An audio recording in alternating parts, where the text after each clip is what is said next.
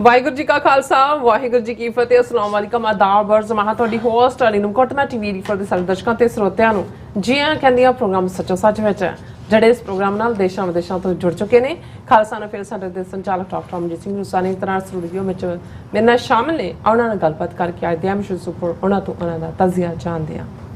ਜੀ ਡਾਕਟਰ ਸਾਹਿਬ ਵਾਹਿਗੁਰੂ ਜੀ ਕਾ ਖਾਲਸਾ ਵਾਹਿਗੁਰੂ ਜੀ ਕੀ ਫਤਿਹ। हाँ जी नीलम कौर जी ਤੁਹਾਨੂੰ ਵੀ ਤੇ ਦੁਨੀਆ ਭਰ ਚ ਬੈਠੇ ਸਾਡੇ ਬਹੁਤ ਹੀ ਪਿਆਰੇ ਸੋਹਣੇ ਸਿਆਣੇ TVT4 ਦੇ ਦਰਸ਼ਕਾਂ ਨੂੰ ਵੀ ਵਾਹਿਗੁਰੂ ਜੀ ਕਾ ਖਾਲਸਾ ਵਾਹਿਗੁਰੂ ਜੀ ਕੀ ਫਤਿਹ। ਸਾਡੇ ਬਹੁਤ ਹੀ ਪਿਆਰੇ ਮੁਸਲਮਾਨ ਭੈਣਾਂ ਭਰਾਵਾਂ ਨੂੰ ਅਸਲਾਮ ਅਲੈਕਮ। ਗੰਗਾ ਜਮਨੀ ਤਹਿਜ਼ੀਬ ਦੇ ਹਿੰਦੂ ਤਵੀਆਂ ਨੂੰ ਨਮੋ ਨਮੇ। ਜੀ ਡਾਕਟਰ ਸਾਹਿਬ ਜੀਆਂ ਨੂੰ ਪ੍ਰੋਗਰਾਮ ਸੱਚੋ ਸੱਚ ਵਿੱਚ ਬਹੁਤ ਸ਼ੁਕਰੀਆ ਜੀ ਡਾਕਟਰ ਸਾਹਿਬ। ਅੱਜ 20 ਜੂਨ 2024 6 ਹਾੜ ਨਾਨਕਸ਼ਾਹੀ ਸੰਮਤ 556 ਦਾ ਦਿਨ ਹੈ ਤੇ ਡਾਕਟਰ ਸਾਹਿਬ ਪ੍ਰੋਗਰਾਮ ਸ਼ੁਰੂ ਕਰਨ ਤੋਂ ਪਹਿਲਾਂ ਅਸੀਂ ਆਪਣੇ ਦਰਸ਼ਕਾਂ ਤੇ ਸਰੋਤਿਆਂ ਨੂੰ ਹਮੇਸ਼ਾ ਤੁਹਾਨੂੰ ਦੱਸਦੀ ਵਿਊਅਰਸ ਜੇ ਤੁਸੀਂ ਹੱਕ ਸੱਚ ਇਨਸਾਫ ਤੇ ਪੈਰਾ ਦਿੰਦਾ ਇੱਕੋ ਇੱਕ ਚੈਨਲ TVT4 ਨੂੰ ਦੇਖਣਾ ਚਾਹੁੰਦੇ ਹੋ ਤਾਂ ਤੁਸੀਂ ਦੇਖ ਸਕਦੇ ਸਪੈਕਟਰਮ ਕੇਬਲ ਆਰਸਨ cable platform Canada roku Jadoo box ਸ਼ਾਵਾ ਫੇਸਬੁੱਕ TVT4 ਦੇ ਐਪ ਰਾਹੀਂ online streaming and IP box ਤੇ ਤੁਸੀਂ TVT4 ਨੂੰ ਦੇਖ ਸਕਦੇ ਹੋ। ਵਿਊਅਰਸ ਜੇ ਤੁਸੀਂ TVT4 ਨਾਲ ਇਹ ਪ੍ਰੋਗਰਾਮ ਸੱਚੋ ਸੱਚ ਨਾਲ ਫੇਸਬੁੱਕ ਰਾਹੀਂ ਜੁੜੇ ਹੋ ਤਾਂ ਇਸ ਨੂੰ ਵੱਧ ਲਾਈਕ ਕਰੋ ਤੇ ਸ਼ੇਅਰ ਕਰੋ ਅਤੇ ਨਾਲ ਹੀ YouTube ਤੇ ਸਬਸਕ੍ਰਾਈਬ ਵੀ ਕਰੋ। ਇਹ ਵੀ ਦੱਸ ਦਿਓ ਕਿ ਤੁਸੀਂ TVT4 ਦੀ ਐਪ ਨੂੰ ਐਂਡਰੋਇਡ ਐਂਡ ਐਪ ਸਟੋਰ ਤੇ ਡਾਊਨਲੋਡ ਕਰਕੇ ਜੋ TVT4 ਦੀ ਲਾਈਵ ਸਟ੍ਰੀਮ ਹੈ ਇਸ ਨੂੰ ਤੁਸੀਂ 24 ਆਵਰਸ ਦੇਖ ਸਕਦੇ ਹੋ। ਸੋ ਵਿਊਅਰਸ ਪ੍ਰੋਗਰਾਮ ਦੀ ਸ਼ੁਰੂਆਤ ਕਰਨ ਜਾ ਰਹੇ ਹਾਂ ਹਮੇਸ਼ਾ ਤਰ੍ਹਾਂ ਦੀ ਸਪਾਂਸਰਸ਼ਿਪ ਦਿਵਾਲਾ ਕਿ ਅੱਜ ਦੇ ਪ੍ਰੋਗਰਾਮ ਸੱਚੋ ਸੱਚ ਨੂੰ ਸਪਾਂਸਰ ਕੀਤਾ ਗਿਆ ਟੋਰਾਂਟੋ ਤੋਂ ਵੀਰ ਭੁਪਿੰਦਰ ਸਿੰਘ ਵੱਲੋਂ। ਸੋ ਇਹਨਾਂ ਦੀ ਇਹ ਬੇਨਤੀ ਹੈ ਕਿ TVT4 ਦੇ ਵੱਧ ਤੋਂ ਵੱਧ ਸਪੋਰਟ ਕਰੋ ਕਿਉਂਕਿ TVT4 ਬਹੁਤ ਹੀ ਵਧੀਆ ਕੰਮ ਕਰ ਰਿਹਾ। ਡਾਕਟਰ ਸਾਹਿਬ ਆਪਣੀ ਜਿਹੜੀ ਸੇਵਾ ਹੈ ਨਿਸ਼ਕਾਮ ਹੋ ਕੇ ਜਿਹੜੇ ਨਿਭਾ ਰਹੇ ਨੇ। ਸੋ ਅਸੀਂ ਵੀਰ ਭੁਪਿੰਦਰ ਸਿੰਘ ਜੀ ਹੋਰਾਂ ਦਾ ਤਹਿ ਦਿਲ ਤੋਂ ਧੰਨਵਾਦ ਕਰਦੇ ਹਾਂ ਕਿ ਉਹਨਾਂ ਨੇ ਅੱਜ ਦਾ ਪ੍ਰੋਗਰਾਮ ਸਪਾਂਸਰ ਕੀਤਾ ਔਰ ਤੁਹਾਨੂੰ ਵੀ ਅਪੀਲ ਤੇ ਬੇਨਤੀ ਕਰਦੇ ਹਾਂ ਕਿ ਤੁਸੀਂ ਪ੍ਰੋਗਰਾਮ ਸੱਚੋ ਸੱਚ ਨੂੰ ਵੱਧ ਤੋਂ ਵੱਧ ਸਪਾਂਸਰ ਕਰੋ। ਸਪਾਂਸਰਸ਼ਿਪ ਲਈ ਤੁਸੀਂ ਸਾਨੂੰ ਕਾਲ ਕਰ ਸਕਦੇ ਸਾਡੇ ਫੋਨ ਨੰਬਰ ਤੇ 5166191984 ਸਿਮ ਨੰਬਰ ਤੇ WhatsApp ਕਰ ਸਕਦੇ ਹੋ। ਤੁਸੀਂ ਸਾਨੂੰ ਈਮੇਲ ਵੀ ਕਰ ਸਕਦੇ ਹੋ info@tv4.tv ਤੇ। ਸੋ ਵਿਊਅਰਸ ਪਹਿਲੇ ਸੈਗਮੈਂਟ ਵਿੱਚ ਆਪਾਂ ਗੱਲਬਾਤ ਕਰਨ ਜਾ ਰਹੇ ਹਾਂ ਕੈਨੇਡਾ ਦੇ ਹਵਾਲੇ ਨਾਲ ਕਿ ਕੈਨੇਡਾ ਵਿਚਲੀਆਂ ਸਿੱਖ ਜਥੇਬੰਦੀਆਂ ਅਤੇ ਸੰਗਤਾਂ ਹੁਣ ਪੂਰੀ ਤਰ੍ਹਾਂ ਆਪਣੇ ਹੱਕਾਂ ਲਈ ਜਾਗਰੂਕ ਨੇ। G7 ਮੁਲਕਾਂ ਦੀ 2025 ਦੀ ਕਾਨਫਰੰਸ ਦੀ ਮੇਜ਼ਬਾਨੀ ਕੈਨੇਡਾ ਨੂੰ ਮਿਲੀ ਹੈ ਔਰ ਬੇਸ਼ੱਕ ਭਾਰਤ G7 ਦਾ ਹਿੱਸਾ ਨਹੀਂ ਹੈ ਪਰ ਉਸ ਨੂੰ ਸਪੈਸ਼ਲ ਗੈਸਟ ਵਜੋਂ ਸ਼ਾਮਲ ਹੋਣ ਦਾ ਸੱਦਾ ਦਿੱਤਾ ਜਾਂਦਾ ਹੈ। ਸੋ ਜਿਵੇਂ ਕਿ ਪਿਛਲੇ ਦਿਨੀ ਇਟਲੀ ਵਿੱਚ ਹੋਈ G7 ਮੀਟਿੰਗ ਵਿੱਚ ਮੋਦੀ ਸ਼ਾਮਲ ਸੀ ਔਰ ਕੈਨੇਡਾ ਦੀ ਪ੍ਰਮੁੱਖ ਸਿੱਖ ਜਥੇਬੰਦੀ ਵਰਲਡ ਸਿੱਖ ਆਰਗੇਨਾਈਜੇਸ਼ਨ ਨੇ ਪ੍ਰਾਈਮ ਮਿਨਿਸਟਰ ਜਸਟਨ ਟਰੂਡੋ ਨੂੰ ਲਿਖੇ ਪੱਤਰ ਵਿੱਚ ਮੰਗ ਕੀਤੀ ਹੈ ਕਿ 2025 ਦੀ G7 ਕਾਨਫਰੰਸ ਵਿੱਚ ਮੋਦੀ ਨੂੰ ਨਾ ਸੱਦਿਆ ਜਾਵੇ ਕਿਉਂਕਿ ਉਸ ਦੇ ਹੱਥ ਜਿਹੜੇ ਨੇ ਕੈਨੇਡੀਅਨ ਸਿੱਖਾਂ ਦੇ ਖੂਨ ਨਾਲ ਰੰਗੇ ਹੋਏ ਨੇ। ਸੋ ਇਸ ਬਾਰੇ ਆਪਾਂ ਗੱਲਬਾਤ ਕਰਨ ਜਾ ਰਹੇ ਹਾਂ। ਸੋ ਅਸੀਂ ਚਾਹਾਂਗੇ ਕਿ ਤੁਸੀਂ ਇਸੇ ਤਰ੍ਹਾਂ ਬਣੇ ਰਹਿਣਾ ਦੇਖਣ ਸੁਣਨ ਲਈ ਤੁਹਾਡਾ ਸਭ ਦਾ ਬਹੁਤ ਬਹੁਤ ਧੰਨਵਾਦ। ਜੀ ਡਾਕਟਰ ਸਾਹਿਬ ਕੀ ਵਿਚਾਰ ਹੈ? ਸਭ ਤੋਂ ਪਹਿਲਾਂ ਤਾਂ ਵੀਰ ਭੁਪਿੰਦਰ ਸਿੰਘ ਹੋਰਾਂ ਦਾ ਬਹੁਤ ਬਹੁਤ ਸ਼ੁਕਰੀਆ ਕਿ ਉਹਨਾਂ ਨੇ ਅੱਜ ਦਾ ਪ੍ਰੋਗਰਾਮ ਸਪਾਂਸਰ ਕੀਤਾ ਹੈ ਜੀ। ਇਹ ਸਾਡੇ ਖੈਰ ਖੁਆਹ ਨੇ ਔਰ ਬਿਲਕੁਲ ਇਸ ਕਿਸਮ ਦੇ ਵੀਰ ਭੈਣਾਂ ਜਿਹੜੇ ਕੁਆਇਟਲੀ ਜਿੱਥੇ ਉਹ ਆਪਣੇ ਘਰਾਂ ਦੇ ਵਿੱਚ ਗੁਰਸਿੱਖੀ ਮਾਹੌਲ ਉਹਨਾਂ ਨੇ ਸਿਰਜਿਆ ਹੋਇਆ ਹੈ ਜਾਗਰੂਕਤਾ ਹੈ ਪੰਥ ਪ੍ਰਤੀ ਉੱਥੇ ਉਹ ਇਹ ਵੀ ਸਮਝਦੇ ਨੇ ਕਿ ਅੱਜ ਦੇ ਸਮੇਂ ਦੇ ਵਿੱਚ ਜਿਹੜਾ ਨੈਰੇਟਿਵ ਸਿਰਜਣਾ ਹੈ ਬਿਰਤਾਂਤ ਸਿਰਜਣਾ ਹੈ ਔਰ ਉਸ ਮਾਮਲੇ 'ਚ ਇਲੈਕਟ੍ਰੋਨਿਕ ਡਿਜੀਟਲ ਮੀਡੀਆ ਉਸ ਦੀ ਕੀ ਅਹਿਮੀਅਤ ਹੈ ਉਹ ਬਿਨਾਂ ਕਿਸੇ ਪਬਲਿਸਿਟੀ ਤੋਂ ਚਾਹੁੰਦੇ ਵੀ ਨਹੀਂ ਹੁੰਦੇ ਵੀ ਉਹਨਾਂ ਦਾ ਅਸੀਂ ਨਾਂ ਲਈਏ ਪਰ ਇਹ ਅਸੀਂ ਆਪਣਾ ਫਰਜ਼ ਵੀ ਸਮਝਦੇ ਹਾਂ। ਪਰ ਇਸ ਦੇ ਨਾਲ ਅਸੀਂ ਹੋਰ ਵੀਰਾਂ ਭੈਣਾਂ ਨੂੰ ਵੀ ਇਹ ਗੁਜ਼ਾਰਿਸ਼ ਕਰਦੇ ਹਾਂ ਕਿ ਤੁਸੀਂ ਖੁੱਲ੍ਹ ਕੇ ਆਓ ਸਾਨੂੰ ਲੋੜ ਹੈ ਤੁਹਾਡੀ ਮਦਦ ਦੀ। ਜੇ ਤੁਹਾਡੀ ਮਦਦ ਰਹੇਗੀ ਤੇ ਅਦਾਰਾ ਜਿਵੇਂ ਪਿਛਲੇ 12 ਸਾਲਾਂ ਤੋਂ ਬਿਨਾਂ ਕਿਸੇ ਉਸ ਕਿਸਮ ਦੀ ਐਡਵਰਟੀਜ਼ਮੈਂਟ ਦੇ ਮੰਤਰ ਜੰਤਰ ਤੰਤਰ ਵਾਲੇ ਜਾਂ ਕਿਸੇ ਅਮੀਰ ਜਾਂ ਧਨਾੜ ਜਾਂ ਕਿਸੇ ਹੋਰ ਦੇ ਪੈਸੇ ਨਾਲ ਕਿਸੇ ਦੀ ਜਿਹੜੀ ਹੈ ਬੱਲੇ ਬੱਲੇ ਕਰਨ ਨਾਲੋਂ ਸਿਰਫ ਤੇ ਸਿਰਫ ਗੁਰੂ ਪੰਥ ਗੁਰੂ ਖਾਲਸਾ ਔਰ ਖਾਲਿਸਤਾਨ ਦੀ ਕਾਇਮੀ ਇਸ ਨੂੰ ਸਮਰਪਿਤ ਹੈ ਔਰ ਇਹ ਤਾਂ ਹੀ ਸੰਭਵ ਹੋਏਗਾ ਕਿ ਜੇ ਤੁਹਾਡੇ ਦਸਵੰਧ ਦਾ ਇੱਕ ਹਿੱਸਾ ਹੋਰ ਵੀ ਬਹੁਤ ਸਾਰੇ ਅਦਾਰੇ ਕੰਮ ਕਰਦੇ ਨੇ ਜਾਂ ਹੋਰ ਪੱਖੋਂ ਵੀ ਕਈਆਂ ਨੇ ਆਪਣੇ ਪਿੱਛੇ ਪਿੰਡਾਂ ਦੇ ਵਿੱਚ ਕੁਛ ਨਾ ਕੁਛ ਪ੍ਰੋਜੈਕਟ ਸ਼ੁਰੂ ਕੀਤੇ ਹੋਏ ਨੇ ਉਹ ਵੀ ਹਰ ਚੀਜ਼ ਅਹਿਮੀਅਤ ਰੱਖਦੀ ਹੈ। ਅਸੀਂ ਕਦੇ ਇਹ ਦਾਅਵਾ ਨਹੀਂ ਕੀਤਾ ਕਿ ਤੁਸੀਂ ਸਿਰਫ ਤੇ ਸਿਰਫ ਸਾਡੇ ਬਾਰੇ ਹੀ ਸੋਚੋ ਪਰ ਅੱਜ ਦੇ ਪੀਰੀਅਡ 'ਚ ਖਾਸ ਤੌਰ ਤੇ ਜਦੋਂ ਕਿ ਹੁਣ ਸਾਡੀ ਫਾਈਨਲ ਲੜਾਈ ਆਖਰੀ ਲੜਾਈ ਇੰਡੀਅਨ ਸਟੇਟ ਨਾਲ ਡੂ ਔਰ ਡਾਈ ਦੀ ਹੈ ਜਦੋਂ ਬਹੁਤ ਵਾਰ ਇਹ ਅੱਜ ਦੇ ਅਸੀਂ ਕੰਟੈਕਸਟ 'ਚ ਗੱਲ ਕਰਦੇ ਪਿਛਲਾ 1 ਸਾਲ ਬਹੁਤ ਵੱਡਾ ਗੇਮ ਚੇਂਜਰ ਰਿਹਾ ਹੈ। ਬਹੁਤ ਸਾਰੀਆਂ ਸੰਭਾਵਨਾਵਾਂ ਮੁੜ ਕੇ ਜਿਹੜੀਆਂ ਕਦੇ 80s ਦੇ ਵਿੱਚ ਸਾਨੂੰ ਨਜ਼ਰ ਆਉਂਦੀਆਂ ਸੀ, ਲੇਕਿਨ 10 ਸਾਲ ਬੀਤਣ ਬਾਅਦ 1995-96 ਤੱਕ ਪਹੁੰਚਦੇ ਹਾਂ, ਜਦੋਂ ਜੁਝਾਰੂ ਸੰਘਰਸ਼ ਨੂੰ ਬਹੁਤ ਬੇਰਹਿਮੀ ਨਾਲ ਝੂਠੇ ਪੁਲਿਸ ਮੁਕਾਬਲਿਆਂ ਨਾਲ ਕੁਚਲ ਦਿੱਤਾ ਗਿਆ ਤੇ ਫਿਰ ਅਗਲਾ 1 ਦਹਾਕਾ ਪੂਰਾ ਫਰਸਟ੍ਰੇਸ਼ਨ ਦਾ ਵੀ, ਔਰ ਭਾਰਤ ਦੇ ਉਸ ਗੰਦੇ ਏਜੰਡੇ ਥੱਲੇ ਉਹਨਾਂ ਨੇ ਪੰਜਾਬ ਨੂੰ ਲੱਚਰ ਕਲਚਰ, ਸ਼ਰਾਬ, ਡਰੱਗਸ, ਕੋਕੇਨ ਔਰ ਹੈਰੋਇਨ ਉਸ ਦਾ ਜਿਹੜਾ ਅੱਡਾ ਬਣਾਇਆ। ਹੁਣ ਹਾਲਾਤ ਇਹ ਨੇ ਕਿ ਬੇਸ਼ੱਕ ਇਹਨਾਂ ਨੇ ਪੰਜਾਬ ਬਾਰਡਰ ਦੇ ਉੱਤੇ ਤਾਂ ਹੁਸੈਨੀਵਾੜਾ ਤੋਂ ਲੈ ਕੇ ਵਾਹਗਾ ਤੱਕ ਵਾਇਰਿੰਗ ਕੀਤੀ ਹੋਈ ਹੈ, ਉਹਦੇ 'ਚ ਕਰੰਟ ਛੱਡਿਆ ਜਾਂਦਾ ਹੈ, ਕੋਈ ਪਰਿੰਦਾ ਕੋਈ ਚਰਿੰਦਾ ਉੱਥੋਂ ਲੰਘ ਨਹੀਂ ਸਕਦਾ। ਪਰ ਹਮੇਸ਼ਾ ਜਿਹੜਾ ਬਲੇਮ ਗੇਮ ਕੀਤੀ ਜਾਂਦੀ ਸੀ ਪਾਕਿਸਤਾਨ ਵਾਲੇ ਪਾਸਿਓਂ, ਪਰ ਹੁਣ ਈਵਨ ਪੰਜਾਬ ਦਾ ਇਹ ਭੰਡ ਮੁੱਖ ਮੰਤਰੀ ਨੇ ਵੀ 2 ਦਿਨ ਪਹਿਲਾਂ ਬਿਆਨ ਦਿੱਤਾ ਹੈ ਕਿ ਜਿਹੜੀਆਂ ਪੰਜਾਬ ਦੇ ਵਿੱਚ ਡਰੱਗਸ ਆ ਰਹੀਆਂ ਨੇ ਗੁਜਰਾਤ ਤੋਂ ਆ ਰਹੀਆਂ ਨੇ। ਹੁਣ ਜ਼ਾਹਰ ਹੈ ਕਿ ਗੁਜਰਾਤ ਪੋਰਟ ਜਿਹੜੀ ਹੈ ਉਸ ਦਾ ਬਹੁਤ ਸਾਰਾ ਹਿੱਸਾ ਇਸ ਦਾ ਜ਼ਰ ਖਰੀਦੀ ਹੈ ਅਡਾਨੀ ਦਾ, ਔਰ ਪੰਜਾਬ ਦੇ ਵਿੱਚ ਤਾਂ ਬਾਰਡਰ ਲੱਗਦਾ ਹੈ ਪਾਕਿਸਤਾਨੀ ਪੰਜਾਬ ਨਾਲ ਜਾਂ ਦੂਜੇ। ਤੁਸੀਂ ਗੁਜਰਾਤ ਤੋਂ ਅੰਦਾਜ਼ਾ ਲਾਓ ਕਿ ਕਿੰਨੋ ਸੌ ਮੀਲ, ਇਹੀ ਨਹੀਂ ਕਿ ਗੁਜਰਾਤ ਪੋਰਟ ਤੱਕ ਡਰੱਗਸ ਕਿਵੇਂ ਪਹੁੰਚਦੀਆਂ ਨੇ, ਪਰ ਤੁਸੀਂ ਦੇਖੋ ਵੀ ਉਹਨਾਂ ਦੀ ਟਰਾਂਸਪੋਰਟੇਸ਼ਨ ਗੁਜਰਾਤ ਤੋਂ ਪੰਜਾਬ ਤੱਕ ਕਿਵੇਂ ਹੁੰਦੀ ਹੈ, ਫਿਰ ਉਹਨਾਂ ਦੀ ਸਪਲਾਈ ਚੇਨ ਨੂੰ ਕੌਣ ਓਨ ਕਰਦਾ ਹੈ, ਕਿਵੇਂ ਉਹ ਡਿਸਟ੍ਰੀਬਿਊਟ ਕੀਤਾ ਜਾਂਦਾ ਹੈ। ਤੇ ਨਿੱਕੇ ਜਿਹੇ ਪੰਜਾਬ 'ਚ 50,300 ਸਕੁਅਰ ਕਿਲੋਮੀਟਰ ਟੈਰੀਟਰੀ 'ਚ ਜੇ ਇੰਨੀ ਵੱਡੀ ਪੁਲਿਸ ਫੋਰਸ, ਸਿਕਿਉਰਿਟੀ ਦਸਤੇ, ਅੱਧਾ ਪੰਜਾਬ ਜਿਹੜਾ ਉਹ ਸੈਂਟਰਲ ਦਸਤਿਆਂ ਦੇ ਹਵਾਲੇ ਕੀਤਾ ਹੋਇਆ, ਜੇ ਉਹਨਾਂ ਤੋਂ ਡਰੱਗ ਫੜੀ ਨਹੀਂ ਹੋਣਾ। ਅੱਜ ਕੱਲ੍ਹ ਇੱਕ ਡਰਾਮੇਬਾਜ਼ੀ ਭਗਵੰਤ ਮਾਨ ਨੇ ਸ਼ੁਰੂ ਕੀਤੀ ਹੋਈ ਹੈ ਜੀ, ਤਲਾਸ਼ੀਆਂ ਰਹੀਆਂ, ਪੈਡਲਰ, ਆਮ ਜਿਹੜੇ ਅਮਲੀ ਜਿਹੇ ਨੇ ਉਹਨਾਂ ਨੂੰ ਫੜ ਕੇ ਕਿਤੇ 4 ਛਿੱਤਰ ਮਾਰ ਦਿੱਤੇ, ਕਿਤੇ ਉਹਨਾਂ ਦੀਆਂ ਜੇਬਾਂ ਫਰੋਲ ਰਹੇ ਨੇ। ਦੂਜਾ ਇਹ ਕੰਮ ਤਾਂ ਏਜੰਸੀਆਂ ਦੇ ਲੈਵਲ ਦੇ ਉੱਤੇ ਆ, ਵੱਡੇ ਪੈਮਾਨੇ ਤੇ ਹੈ, ਜਿਸ ਦੇ ਵਿੱਚ ਪੋਲੀਟੀਸ਼ੀਅਨ, ਬਿਊਰੋਕਰੈਟ, ਏਜੰਸੀਆਂ, ਇਹ ਸਾਰੇ ਹੀ ਵੱਡੇ ਲੈਵਲ ਦੇ ਉੱਤੇ ਇਨਵੋਲਵ ਨੇ। ਔਰ ਦੋਸ਼ ਗੇਮ ਬਰਾਬਰ ਹੁੰਦੀ ਹੈ ਜੀ, ਉਹਦੀ ਸਰਕਾਰ ਨੇ ਸ਼ੁਰੂ ਕੀਤਾ, ਇਹਦੀ ਨੇ ਕੀਤਾ। ਸਰਕਾਰਾਂ ਉੱਥੇ ਕੋਈ ਵੀ ਹੋਣ, ਇਹ ਏਜੰਸੀਆਂ ਦੀ ਗਿਣੀ ਮਿਥੀ ਸਾਜ਼ਿਸ਼ ਦੇ ਤਹਿਤ ਪੰਜਾਬ ਨੂੰ ਡਰੱਗਸ ਦੇ ਵਿੱਚ ਧੱਕਿਆ ਗਿਆ। ਲੇਕਿਨ ਇਹਦੇ ਬਾਵਜੂਦ ਕਿਸਾਨ ਮੂਵਮੈਂਟ ਇੱਕ ਵੱਡੀ ਫੇਰ ਜਿਹੜੀ ਹੈ ਉਹ ਗੇਮ ਚੇਂਜਰ ਬਣ ਕੇ ਉੱਭਰੀ ਪੰਜਾਬ ਦੀ ਧਰਤੀ ਦੇ ਉੱਤੇ। ਔਰ ਇਹ ਜੇ ਸਮਝਦੇ ਸੀ ਵੀ ਜਿਨ੍ਹਾਂ ਨੂੰ ਉੜਤਾ ਪੰਜਾਬ ਤੇ ਦੂਜੇ ਡਰੱਗੀ ਅਸੀਂ ਬਣਾ ਦਿੱਤਾ ਹੈ ਔਰ ਇਹਨਾਂ ਦੀਆਂ ਹੁਣ ਜ਼ਮੀਨਾਂ ਵੀ ਖੋਹ ਲੈਣੀਆਂ ਨੇ, ਪਰ ਇਹਨਾਂ ਨੂੰ ਇਹ ਭੁੱਲ ਜਾਂਦਾ ਹੈ ਕਿ ਪੰਜਾਬ ਦੀ ਧਰਤੀ ਦੇ ਉੱਤੇ ਬਲਕਾਰ ਯੋਧਿਆਂ ਦੀ ਕੌਮ ਜਿਹੜੀ ਗੁਰੂ ਸਾਹਿਬਾਨ ਨੇ 10 ਜਾਮਿਆਂ ਦੇ ਵਿੱਚ ਜਿਹੜਾ ਹੈ ਉਹ ਉਸ ਧਰਤੀ ਦੇ ਉੱਤੇ ਤਿਆਰ ਕੀਤੀ, ਉਸ ਦੀਆਂ ਜੜ੍ਹਾਂ ਬਹੁਤ ਡੂੰਘੀਆਂ ਨੇ। ਔਰ ਕਿਸਾਨ ਮੋਰਚੇ ਨੇ ਫਿਰ ਦੱਸਿਆ ਕਿ ਕਿਵੇਂ ਸੜਕਾਂ ਦੇ ਉੱਤੇ ਹਰਿਆਣੇ ਤੋਂ ਦਿੱਲੀ ਤੱਕ ਪਹੁੰਚਦੇ ਆ, ਕਿਵੇਂ ਕਰੇਨਾਂ ਨਾਲ ਰੱਖੇ ਹੋਏ ਪੱਥਰ ਜਿਹੜੇ ਨੇ ਉਹ ਬੋਲੇ ਸੋ ਨਿਹਾਲ ਸਤਿ ਸ੍ਰੀ ਅਕਾਲ ਦੇ ਜਕਾਰਿਆਂ ਨਾਲ ਰਸਤੇ ਚੋਂ ਹਟਾਏ ਗਏ। 13 ਮਹੀਨੇ ਦਿੱਲੀ ਦੀਆਂ ਬਰੂਹਾਂ ਤੇ ਦੁਨੀਆ ਨੇ ਦੇਖਿਆ ਕਿ ਖਾਲਸਾ ਮਹਿਜ਼ ਇੱਕ ਮਜ਼ਹਬ ਤੱਕ ਮਹਿਦੂਦ ਨਹੀਂ ਹੈ, ਇਹ ਇੱਕ ਤਹਿਜ਼ੀਬ ਹੈ, ਜਿਸ ਤਹਿਜ਼ੀਬ ਦੇ ਵਿੱਚ ਜੇ ਗਰੀਬ ਜਿਹੜੇ ਉਹ ਝੁੱਗੀਆਂ ਵਾਲੇ ਨੇ, ਦਲਿਤ ਨੇ, ਜਿਨ੍ਹਾਂ ਨੂੰ ਬਿਲਕੁਲ ਦੁਰਕਾਰਿਆ ਹੋਇਆ ਔਰ ਸਟਰੀਟਸ ਦੇ ਉੱਤੇ ਸੌਣ ਵਾਲੇ, ਉਹਨਾਂ ਨੂੰ ਕਿਸ ਕਿਸਮ ਦੀ ਤਾਲੀਮ ਦਿੱਤੀ ਗਈ, state of the art education, ਉਹਨਾਂ ਝੁੱਗੀਆਂ ਝੌਂਪੜੀਆਂ ਦੇ ਆਲੇ ਦੁਆਲੇ ਤੰਬੂ ਲਾ ਕੇ ਉਹਨਾਂ ਦੇ ਬੱਚੇ ਪੜ੍ਹਨ ਲੱਗੇ। ਔਰ ਜਿਹੜੇ ਬਿਮਾਰੀਆਂ ਦਾ ਸ਼ਿਕਾਰ, ਜਿਨ੍ਹਾਂ ਨੂੰ ਈਵਨ ਸਰਕਾਰੀ ਹਸਪਤਾਲਾਂ 'ਚੋਂ ਵੀ ਧੱਕੇ ਮਾਰ ਕੇ ਕੱਢ ਦਿੱਤਾ ਜਾਂਦਾ ਸੀ, ਉਹਨਾਂ ਨੂੰ state of the art medical facilities.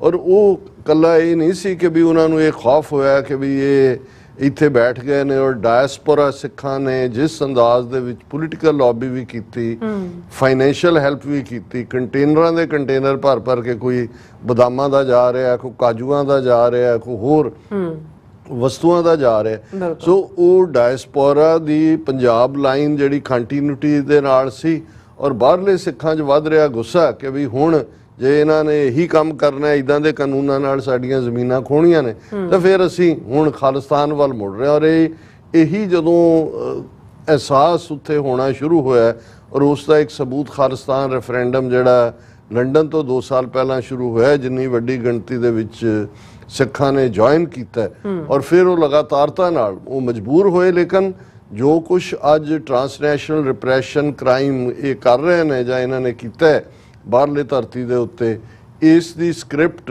ਇਸ ਦੀ ਲਿਖਤ ਉਦੋਂ ਹੀ ਲਿਖੀ ਗਈ ਸੀ ਜਿੱਦਾਂ ਇਹ ਪਖੰਡੀ ਮੋਦੀ ਹੱਥ ਜੋੜ ਕੇ ਗੁਰੂ ਨਾਨਕ ਸਾਹਿਬ ਦੇ ਪ੍ਰਕਾਸ਼ ਪੁਰਬ ਵਾਲੇ ਦਿਨ ਮਾਫੀ ਵੀ ਮੰਗ ਰਿਹਾ ਸੀ ਔਰ 3 ਖੇਤੀ ਕਾਨੂੰਨ ਵਾਪਸ ਵੀ ਲੈ ਰਿਹਾ ਸੀ। ਪਰ ਇਹ ਵੀ ਕਿਸਾਨ ਮੂਵਮੈਂਟ ਇਹ ਵੱਖਰੀ ਕਹਾਣੀ ਹੈ ਕਿ ਉੱਪਰ ਬੈਠੇ 32-34 ਮੈਜੋਰਿਟੀ ਜਿਨ੍ਹਾਂ 'ਚ ਲੈਫਟਿਸਟ ਕਿਸਮ ਦੇ ਲੋਕ ਸੀ, ਉਹਨਾਂ ਨੇ ਕਿਵੇਂ ਉਸ ਮੌਕੇ ਨੂੰ ਗਵਾਇਆ ਕਿ ਜਿਹੜੀ ਇੱਕ ਤਾਕਤ ਦੇ ਤੌਰ ਤੇ ਪੰਜਾਬ ਦੀ ਕਿਰਸਾਨੀ ਉਭਰੀ ਸੀ, ਸਾਰੀਆਂ ਰਵਾਇਤੀ ਪਾਰਟੀਆਂ ਨੂੰ ਪਾਸੇ ਧੱਕ ਕੇ ਅਲਟੀਮੇਟਲੀ ਏਜੰਸੀਆਂ ਨੇ ਬੜੀ ਚਲਾਕੀ ਦੀ ਖੇਡ ਦੇ ਨਾਲ ਆਮ ਆਦਮੀ ਪਾਰਟੀ ਨੂੰ, ਜਿਹੜੀ ਉਹਨਾਂ ਦੀ ਇੱਕ ਆਊਟਫਿਟ ਹੈ, 92 ਸੀਟਾਂ ਦਵਾ ਕੇ ਪੰਜਾਬ ਦੇ ਵਿੱਚ ਲਿਆ ਕੇ ਖੜਾ ਕਰ ਦਿੱਤਾ। ਔਰ ਜਿਸ ਕਿਸਮ ਦੇ ਇਹਨਾਂ ਤੋਂ ਹੁਣ ਉਹ ਕੰਮ ਲੈ ਰਹੇ ਨੇ, ਅਸੀਂ ਦੇਖਿਆ ਭਾਈ ਅੰਮ੍ਰਿਤਪਾਲ ਸਿੰਘ ਔਰ ਉਹਨਾਂ ਦੇ ਸਾਥੀ 9 ਸਿੰਘਾਂ ਦੀ NSA ਦੀ ਟਰਮ ਅੱਗੋਂ ਵਧਾ ਦੇਣਾ ਬਜਾਏ ਕਿ ਲੋਕਾਂ ਦਾ ਫਤਵਾ ਜਿਹੜਾ ਉਹਨਾਂ ਨੂੰ ਰਿਲੀਜ਼ ਕਰਨ ਦਾ ਸੀ।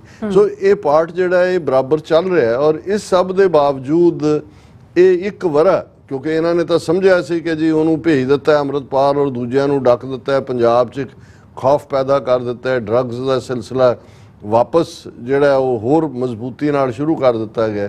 ਪਰ ਜਦੋਂ ਇਹ ਔਰ ਉਹਨਾਂ ਨੇ ਕਿਹਾ ਜੀ ਹੁਣ ਇਹ ਜਿਹੜੇ ਡਾਇਸਪੋਰਾ ਨੇ ਇਸ ਸਾਰੀ ਮੂਵਮੈਂਟ ਨੂੰ ਖੜਾ ਕੀਤਾ ਸੀ, ਇਹਨਾਂ ਦਾ ਜਿਹੜਾ ਕੰਮ ਕਰੋ। ਔਰ ਉਹਦੇ 'ਚ ਹੀ ਅਸੀਂ ਦੇਖਦੇ ਹਾਂ ਕਿ ਵੀ ਜੋ ਕੰਮ ਪਾਕਿਸਤਾਨ 'ਚ ਤਾਂ 2 ਸਾਲ ਤੋਂ ਹੀ ਕਰ ਰਹੇ ਸੀ, ਕਸ਼ਮੀਰੀ ਐਕਟਿਵਿਸਟ ਉਹਨਾਂ ਨੇ ਐਲੀਮੀਨੇਟ ਕੀਤੇ, ਮਈ ਮਹੀਨੇ 'ਚ ਭਾਈ ਪਰਮਜੀਤ ਸਿੰਘ ਪੰਜਵੜ ਨੂੰ ਕੀਤਾ। ਪਰ ਫਿਰ ਅਸੀਂ ਦੇਖਦੇ ਹਾਂ 15 ਜੂਨ ਨੂੰ ਬਰਮਿੰਘਮ UK 'ਚ ਭਾਈ ਅਵਤਾਰ ਸਿੰਘ ਖੰਡਾ, 18 ਜੂਨ ਨੂੰ ਭਾਈ ਹਰਦੀਪ ਸਿੰਘ ਨਿੱਜਰ, ਔਰ ਜੋ ਕੁਛ ਜਿਹੜਾ ਫਿਰ ਜੂਨ ਦੇ ਆਉਣ ਵਾਲੇ ਦਿਨਾਂ 'ਚ 18 ਜੂਨ ਤੋਂ ਬਾਅਦ ਅਮਰੀਕਾ 'ਚ ਕਰਨ ਜਾ ਰਹੇ ਸੀ Gurpatwant Pannun murder plot foiled, ਜਿਸ ਨੂੰ ਕਿ ਭਾਈ ਕਿਵੇਂ ਏਜੰਸੀਆਂ ਨੇ ਮੁਸਤੈਦੀ ਨਾਲ ਉਹਨੂੰ ਅਸਫਲ ਕੀਤਾ। ਇਹ ਕਹਾਣੀ ਆਲਮੋਸਟ 1 ਸਾਲ ਤੋਂ ਅਸੀਂ ਕਿਸੇ ਨਾ ਕਿਸੇ ਰੂਪ ਦੇ ਵਿੱਚ ਰਿਪੀਟ ਕਰਦੇ। ਸੋ ਇਸ ਸਾਰੇ ਨੇ ਜਿੱਥੇ ਸਿੱਖਾਂ ਦੀ ਇਸ ਮੂਵਮੈਂਟ ਨੂੰ ਇੰਟਰਨੈਸ਼ਨਲ ਲੈਵਲ ਤੇ ਲਿਆ ਕੇ ਖੜਾ ਕਰ ਦਿੱਤਾ ਹੈ। ਭਾਰਤ ਦਾ ਇੱਕ ਰੋਗ ਸਟੇਟ ਦਾ ਅਗਲੀ ਚਿਹਰਾ, ਗੰਦਾ ਚਿਹਰਾ ਜਿਹੜਾ ਉਹ ਵੀ ਦੁਨੀਆ ਨੇ ਦੇਖਿਆ, ਲਗਾਤਾਰਤਾ ਨਾਲ ਦੇਖ ਰਹੇ ਨੇ। ਔਰ ਇਹ ਸਾਰੇ ਦੇ ਨਾਲ ਅਸੀਂ ਸਮਝਦੇ ਹਾਂ ਕਿ ਬਹੁਤ ਵੱਡੀ ਗੱਲ ਜਿਹੜੀ 18 ਜੂਨ ਨੂੰ ਹੋਈ, ਠੀਕ 1 ਸਾਲ ਬਾਅਦ ਕੈਨੇਡੀਅਨ ਪਾਰਲੀਮੈਂਟ ਵੱਲੋਂ ਸਮੁੱਚੀਆਂ ਉਹਨਾਂ ਦੀਆਂ ਧਿਰਾਂ, ਸਾਰੀਆਂ ਪਾਰਟੀਆਂ ਦੇ ਸਾਰੇ MPs ਵੱਲੋਂ ਖਲੋ ਕੇ ਹਰਦੀਪ ਸਿੰਘ ਨਿੱਜਰ ਨੂੰ ਦਿੱਤੀ ਗਈ ਸ਼ਰਧਾਂਜਲੀ। ਸੋ ਜ਼ਾਹਰ ਹੈ ਕਿ ਬਈ ਇਹ ਆਪਣੇ ਆਪ ਦੇ ਵਿੱਚ ਇੱਕ ਬਹੁਤ ਵੱਡੀ ਘਟਨਾ ਹੈ। ਅਸੀਂ ਜ਼ਿਕਰ ਕਰਾਂਗੇ, ਕੱਲ੍ਹ ਵੀ ਅਸੀਂ ਜ਼ਿਕਰ ਕੀਤਾ ਸੀ ਕਿ ਬਈ ਅਜੇ ਤਾਂ ਇਸ ਸਾਰੇ ਦਾ ਜਿਹੜਾ ਸ਼ੌਕ ਹੈ ਉਸ 'ਚੋਂ ਹੀ ਭਾਰਤ ਵਾਲੇ ਨਹੀਂ ਨਿਕਲੇ। ਲੇਕਿਨ ਮੈਂ ਇਹ ਸਮਝਦਾ ਹਾਂ ਕਿ ਇਹ ਜਿਹੜੀ ਜਾਗਰੂਕਤਾ ਆਈ ਅਮਰੀਕਾ ਦੇ ਵਿੱਚ, ਅਸੀਂ ਦੇਖਦੇ ਹਾਂ, ਕੱਲ੍ਹ ਅਸੀਂ ਜ਼ਿਕਰ ਕੀਤਾ ਸੀ ਕਿ ਕਿਵੇਂ ਵੈਨ ਹੌਲਨ ਔਰ 4 ਹੋਰ ਪਾਵਰਫੁਲ ਸੈਨੇਟਰ ਅਮਰੀਕਾ ਦੇ, ਉਹਨਾਂ ਨੇ ਬਾਈਡਨ ਐਡਮਿਨਿਸਟ੍ਰੇਸ਼ਨ ਨੂੰ ਲਿਖਿਆ ਕਿ ਇੰਡੀਆ ਨੂੰ ਨੱਥ ਪਾਈ ਜਾਏ ਔਰ ਉਹਨਾਂ ਨੇ ਵਾਈਟ ਹਾਊਸ ਨੂੰ ਕਿਹਾ ਵੀ ਸਾਨੂੰ ਬਰੀਫਿੰਗ ਕੀਤੀ ਜਾਏ। ਕੈਨੇਡਾ 'ਚ ਤਾਂ ਪਾਰਲੀਮੈਂਟ ਵੱਲੋਂ ਸ਼ਰਧਾਂਜਲੀ ਤੋਂ ਅੱਗੇ ਤਾਂ ਹੋਰ ਕੁਝ ਰਹਿ ਨਹੀਂ ਜਾਂਦਾ। ਹਾਲਾਂਕਿ ਜਿਵੇਂ ਕੈਨੇਡਾ ਦੇ ਵਿੱਚ ਇਹ ਇਨਵੈਸਟੀਗੇਸ਼ਨ ਔਰ ਜਿਹੜੇ ਪਹਾੜੇ ਦੇ ਟੱਟੂ ਤਾਂ ਫੜੇ ਨੇ, ਪਰ ਅੱਗੋਂ ਕੀ ਗ੍ਰਿਫਤਾਰੀਆਂ ਹੁੰਦੀਆਂ ਨੇ। ਪਰ ਨਾਲ ਦੀ ਨਾਲ ਜਿਹੜੀ ਪਬਲਿਕ ਇਨਕੁਆਇਰੀ ਵਾਲਾ ਪਾਰਟ ਵੀ ਚੱਲਿਆ, ਜਿਹਦੇ 'ਚ ਸਾਹਮਣੇ ਆਇਆ ਕਿ 2019 ਔਰ 2021 ਦੀਆਂ ਫੈਡਰਲ ਚੋਣਾਂ ਦੇ ਵਿੱਚ ਕਿਵੇਂ ਭਾਰਤ ਨੇ ਦਖਲ ਅੰਦਾਜ਼ੀ ਕੀਤੀ ਔਰ ਉਹ ਦੂਸਰਾ ਮੁਲਕ ਚੀਨ ਤੋਂ ਬਾਅਦ ਬਣ ਗਿਆ ਜਿਹੜਾ ਕੈਨੇਡੀਅਨ ਡੈਮੋਕ੍ਰੇਸੀ ਨੂੰ ਖਤਰਾ ਹੈ। ਉਸ ਦੀ ਵੀ ਅਸੀਂ ਗੱਲ ਕਰਾਂਗੇ। ਸੋ ਕੈਨੇਡਾ 'ਚ ਵੀ UK ਦੇ ਹਵਾਲੇ ਨਾਲ ਬੇਸ਼ੱਕ ਇਲੈਕਸ਼ਨਾਂ ਹੁਣ ਹੋਣ ਜਾ ਰਹੀਆਂ ਨੇ ਔਰ ਜਿਵੇਂ ਇੱਕ ਸੰਭਾਵਨਾ ਹੈ ਲੇਬਰ ਪਾਰਟੀ ਦੇ ਤਾਂ ਆਉਣ ਦਾ ਹੀ ਹੈ ਵੀ ਸ਼ਾਇਦ ਚੰਗੀ ਗਿਣਤੀ ਦੇ ਵਿੱਚ ਸਿੱਖ ਵੀ ਮੈਂਬਰ ਪਾਰਲੀਮੈਂਟ, 2 ਤਾਂ ਆਲਰੇਡੀ ਤਨਮਨਜੀਤ ਸਿੰਘ ਢੇਸੀ ਔਰ ਪ੍ਰੀਤ ਕੌਰ ਗਿੱਲ ਤਾਂ ਨੇ। ਲੇਕਿਨ ਜਿਵੇਂ ਅੱਜ ਹੀ ਸਾਡੇ ਵੀਰ ਕੁਲਦੀਪ ਸਿੰਘ ਜ਼ਿਕਰ ਕਰ ਰਹੇ ਸੀ, ਉਹਨਾਂ ਨੇ ਕੋਈ ਪ੍ਰੈਸ ਰਿਲੀਜ਼ ਦਾ ਹਵਾਲਾ ਦਿੱਤਾ ਜਿਹੜਾ ਮੈਨੂੰ ਨਹੀਂ ਦੇਖਣ ਦਾ ਮੌਕਾ ਮਿਲਿਆ। ਕੋਈ ਪ੍ਰੈਸ ਕਾਨਫਰੰਸ ਵੀ ਹੋਈ, ਅੱਡ-ਅੱਡ ਸਿੱਖ ਜਥੇਬੰਦੀਆਂ ਮਾਡਰਨ ਜਿਹੜੀਆਂ ਚੋਣਾਂ ਹੋਣ ਜਾ ਰਹੀਆਂ ਨੇ ਉੱਥੇ ਫੈਡਰਲ, ਉਹਨਾਂ ਨੂੰ ਲੈ ਕੇ। ਪਰ ਉਹਨਾਂ ਨੂੰ ਨਿਰਾਸ਼ਤਾ ਸੀ ਕਿ ਵੀ ਜਿਸ ਧੜੱਲੇ ਨਾਲ ਅਮਰੀਕਾ ਜਾਂ ਕੈਨੇਡਾ ਦੇ ਵਿੱਚ ਗੱਲ ਹੁੰਦੀ ਹੈ, ਖਾਲਿਸਤਾਨ ਦੀ ਜਾਂ ਸਰਕਾਰ ਦੀਆਂ ਨੀਤੀਆਂ ਨੂੰ ਨਕਾਰਿਆ ਜਾਂਦਾ ਹੈ। ਬਿਲਕੁਲ ਉਹਨਾਂ ਦਾ ਇਹ ਕਹਿਣਾ ਸੀ ਕਿ ਵੀ UK ਦੀਆਂ ਸਿੱਖ ਜਥੇਬੰਦੀਆਂ ਦੇ ਨੁਮਾਇੰਦਿਆਂ ਦੇ ਵਿੱਚ ਇੱਕ ਕਿਸਮ ਦਾ ਡਰ ਜਿਹਾ ਪਸਰਿਆ ਲੱਗਦਾ ਹੈ, ਜਾਂ ਉਹਨਾਂ ਦੇ ਵਿੱਚ ਉਸ ਕਿਸਮ ਦੀ ਜਿਹੜੀ ਹੈ ਉਹ ਬੋਲਡਨੈਸ ਨਹੀਂ ਹੈ। ਹਾਲਾਂਕਿ ਮੈਂ ਇਹ ਕਿਹਾ ਕਿ ਭਾਈ 80s ਦੇ ਵਿੱਚ ਮੂਵਮੈਂਟ ਦੀ ਸ਼ੁਰੂਆਤ ਤਾਂ ਉੱਥੋਂ ਹੀ ਹੁੰਦੀ ਹੈ। ਪਾਵਰਫੁਲ ISYF ਇੰਟਰਨੈਸ਼ਨਲ ਸਿੱਖ ਯੂਥ ਫੈਡਰੇਸ਼ਨ ਉੱਥੇ ਹੀ ਬਣੀ ਸੀ। ਪਰ ਅਨਫੋਰਚੂਨੇਟਲੀ ਕਈ ਚੀਜ਼ਾਂ ਸਾਈਮਲਟੇਨੀਅਸਲੀ ਚੱਲਦੀਆਂ ਰਹੀਆਂ, ਜਿਹਦੇ 'ਚ ਸੰਤਾਂ ਦੀ ਸ਼ਹਾਦਤ ਨੂੰ ਲੈ ਕੇ ਵੀ ਇੱਕ ਵੱਡਾ ਹਿੱਸਾ, ਕਿਉਂਕਿ ਸਭ ਤੋਂ ਪਹਿਲਾਂ ISYF ਦੀ ਫਾਊਂਡੇਸ਼ਨ UK ਦੇ ਵਿੱਚ ਹੀ ਹੋਈ ਔਰ ਉਸ ਦੀ ਉਹ 40ਵੀਂ ਐਨੀਵਰਸਰੀ ਵੀ ਮਨਾਉਣ ਜਾ ਰਹੇ ਨੇ। ਸਾਨੂੰ ਵੀ ਉਹਨਾਂ ਨੇ ਇਨਵਾਈਟ ਕੀਤਾ ਉੱਥੇ। ਔਰ ਨਾਲ ਦੀ ਨਾਲ ਅਸੀਂ ਸਮਝਦੇ ਹਾਂ ਕਿ ਵੀ over a period of time UK ਦੇ ਵਿੱਚ ਜਿਹੜੀ ਗਵਰਨਮੈਂਟ ਦਖਲਅੰਦਾਜ਼ੀ ਉਹ ਕੈਨੇਡਾ 'ਚ ਇੰਟੈਲੀਜੈਂਸ ਏਜੰਸੀਆਂ ਦੇ ਲੈਵਲ ਤੇ ਵੀ ਔਰ ਆਸਟ੍ਰੇਲੀਆ 'ਚ ਵੀ ਹੁਣ ਅਸੀਂ ਦੇਖਦੇ ਹਾਂ ਕਿ ਵੀ ਕਿਵੇਂ ਆਸਟ੍ਰੇਲੀਅਨ ਪੋਲੀਟੀਸ਼ੀਅਨਸ ਦੀ ਗਰੂਮਿੰਗ ਦੀ ਗੱਲ ਵੀ ਆ ਰਹੀ ਹੈ ਕਿ ਇੰਡੀਅਨ ਏਜੰਸੀਆਂ ਨੇ ਕਿਵੇਂ ਕੀਤਾ। ਪਰ UK ਦੇ ਵਿੱਚ ਤਾਂ ਮਾਰਗਰੇਟ ਥੈਚਰ ਨੇ ਆਪਣੀ MI6 ਦੇ ਨੁਮਾਇੰਦੇ ਜਿਹੜੀ ਇੰਟੈਲੀਜੈਂਸ ਏਜੰਸੀ ਦੇ ਭੇਜੇ ਫਰਵਰੀ ਦੇ ਵਿੱਚ ਇੰਦਰਾ ਗਾਂਧੀ ਦੇ ਲੈਟਰ ਨੂੰ ਲੈ ਕੇ ਲਿਖਣ ਤੋਂ ਬਾਅਦ, ਔਰ ਜੇ ਲੇਬਰ ਗਵਰਨਮੈਂਟ ਬਣਦੀ ਹੈ ਤਾਂ ਫਿਰ ਕੋਈ ਟਰੂਥ ਕਮਿਸ਼ਨ ਬਣਿਆ ਤੇ ਜਿਹੜੇ ਡਾਕੂਮੈਂਟ ਵਾਪਸ ਕਲਾਸੀਫਾਈ ਕਰ ਲਏ ਗਏ ਨੇ ਉਹ ਡੀਕਲਾਸੀਫਾਈ ਹੋਏ ਤੇ ਫਿਰ ਹਕੀਕਤ ਸਾਹਮਣੇ ਆਏਗੀ। ਪਰ ਇਸ ਕੋਈ ਸ਼ੱਕ ਨਹੀਂ ਹੈ ਕਿ UK ਦੇ ਵਿੱਚ ਜਿੰਨਾ ਪੋਟੈਂਸ਼ੀਅਲ ਹੈ, ਮੈਨੂੰ ਇਹ ਲੱਗਦਾ ਕਿ ਵੀ ਇੱਕ ਜਨਰੇਸ਼ਨ ਥੱਕ ਹਾਰ ਵੀ ਜਾਂਦੀ ਹੈ। ਸ਼ਾਇਦ ਉਹਨਾਂ ਦੀ ਸੈਕੰਡ ਜਨਰੇਸ਼ਨ ਜਾਂ ਥਰਡ ਜਨਰੇਸ਼ਨ ਉਹਨਾਂ 'ਚੋਂ ਜੇ ਅਸੀਂ ਅਵਤਾਰ ਸਿੰਘ ਖੰਡੇ ਦੀ ਗੱਲ ਕਰੀਏ ਜਾਂ ਜੱਗੀ ਜੌਹਲ ਦੀ ਗੱਲ ਕਰੀਏ, ਇਹ ਉਹ ਜਨਰੇਸ਼ਨ ਵਾਲੇ ਸੀ ਜਿਹੜੇ ਕਿ ਇਸ ਨੂੰ ਰਿਵਾਈਵ ਕਰਨ ਦੀ ਕੋਸ਼ਿਸ਼ ਕਰ ਰਹੇ ਸੀ ਔਰ ਕਾਫੀ ਹੱਦ ਤੱਕ ਉਹ ਕਾਮਯਾਬ ਵੀ ਸੀ। ਔਰ ਤੁਸੀਂ ਇੰਡੀਅਨ ਏਜੰਸੀਆਂ ਦਾ ਬੰਦਿਆਂ ਪ੍ਰਤੀ ਜਿਹੜਾ ਹੈ ਉਹਨਾਂ ਦਾ ਸੁੰਘਣ ਦਾ ਨਜ਼ਰੀਆ ਦੇਖੋ। ਬਹੁਤ ਵਾਰੀ ਅਸੀਂ ਤਾਂ ਆਪਣੇ ਚੰਗੇ ਭਲਿਆਂ ਨੂੰ ਵੀ ਏਜੰਟ ਬਣਾ ਛੱਡਦੇ ਹਾਂ ਜਦੋਂ ਤੱਕ ਉਹ ਤੁਰ ਨਹੀਂ ਜਾਂਦੇ, ਕਿ ਜਦੋਂ ਮੋਦੀ ਪ੍ਰਾਈਮ ਮਿਨਿਸਟਰ ਬਣਦਾ ਹੈ ਔਰ 2015 ਚੋਂ UK ਦੇ ਦੌਰੇ ਤੇ ਆਉਂਦਾ ਹੈ ਔਰ ਜਿਹੜਾ ਡੋਜ਼ੀਅਰ ਉਸ ਵੇਲੇ ਦੀ UK ਦੀ ਸਰਕਾਰ ਨੂੰ ਦਿੱਤਾ ਜਾਂਦਾ, ਉਹਦੇ 'ਚ ਅਵਤਾਰ ਸਿੰਘ ਖੰਡੇ ਦਾ ਨਾਮ ਹੈ ਕਿ ਐਂਟੀ ਇੰਡੀਆ ਐਕਟੀਵਿਟੀਜ਼ ਕਰ ਰਿਹਾ, ਇਹਨੂੰ ਰੋਕਿਆ ਜਾਏ।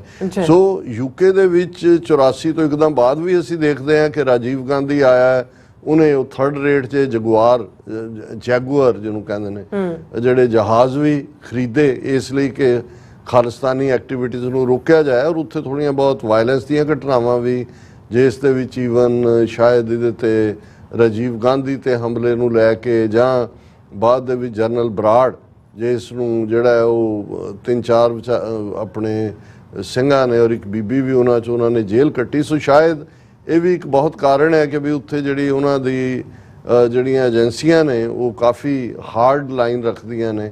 ਔਰ ਪਿਛਲੇ ਪੀਰੀਅਡ 'ਚ ਮੋਦੀ ਨੇ ਔਰ ਅਜੀਤ ਡੋਵਲ ਔਰ S ਜੈ ਕਿਸ਼ਨ ਨੇ ਜਿਹੜੇ ਪੀਸਫੁਲ ਡੈਮੋਨਸਟ੍ਰੇਸ਼ਨ ਵੀ ਸੀ ਭਾਈ ਅੰਮ੍ਰਿਤਪਾਲ ਸਿੰਘ ਹੋਰਾਂ ਦੀ ਗ੍ਰਿਫਤਾਰੀ ਤੋਂ ਬਾਅਦ, ਉਹਨਾਂ ਨੂੰ ਬੜਾ ਖੌਫਨਾਕ ਅੰਦਾਜ਼ ਪੇਸ਼ ਕੀਤਾ ਜੀ। ਝੰਡਾ ਲਾ ਲਿਆ, ਤੋੜਤਾ, ਦਰਵਾਜ਼ਾ ਭੰਨ ਦਿੱਤਾ, ਜਿਸ ਦੇ ਥੱਲੇ ਫਿਰ ਪੂਰਾ ਦਬਾਅ ਬਣਾਇਆ। NIA ਨੇ ਆਪਣੇ ਕੈਮਰਿਆਂ ਨੇ ਜੇ ਅਸੀਂ 45 ਬੰਦਿਆਂ ਦੀ ਸ਼ਨਾਖਤ ਕੀਤੀ ਔਰ ਈਵਨ ਪਿੱਛੇ ਗਿਆ ਨੂੰ ਵੀ ਕੁਛ ਨੂੰ ਹਰਾਸ ਕਰਦੇ ਨੇ।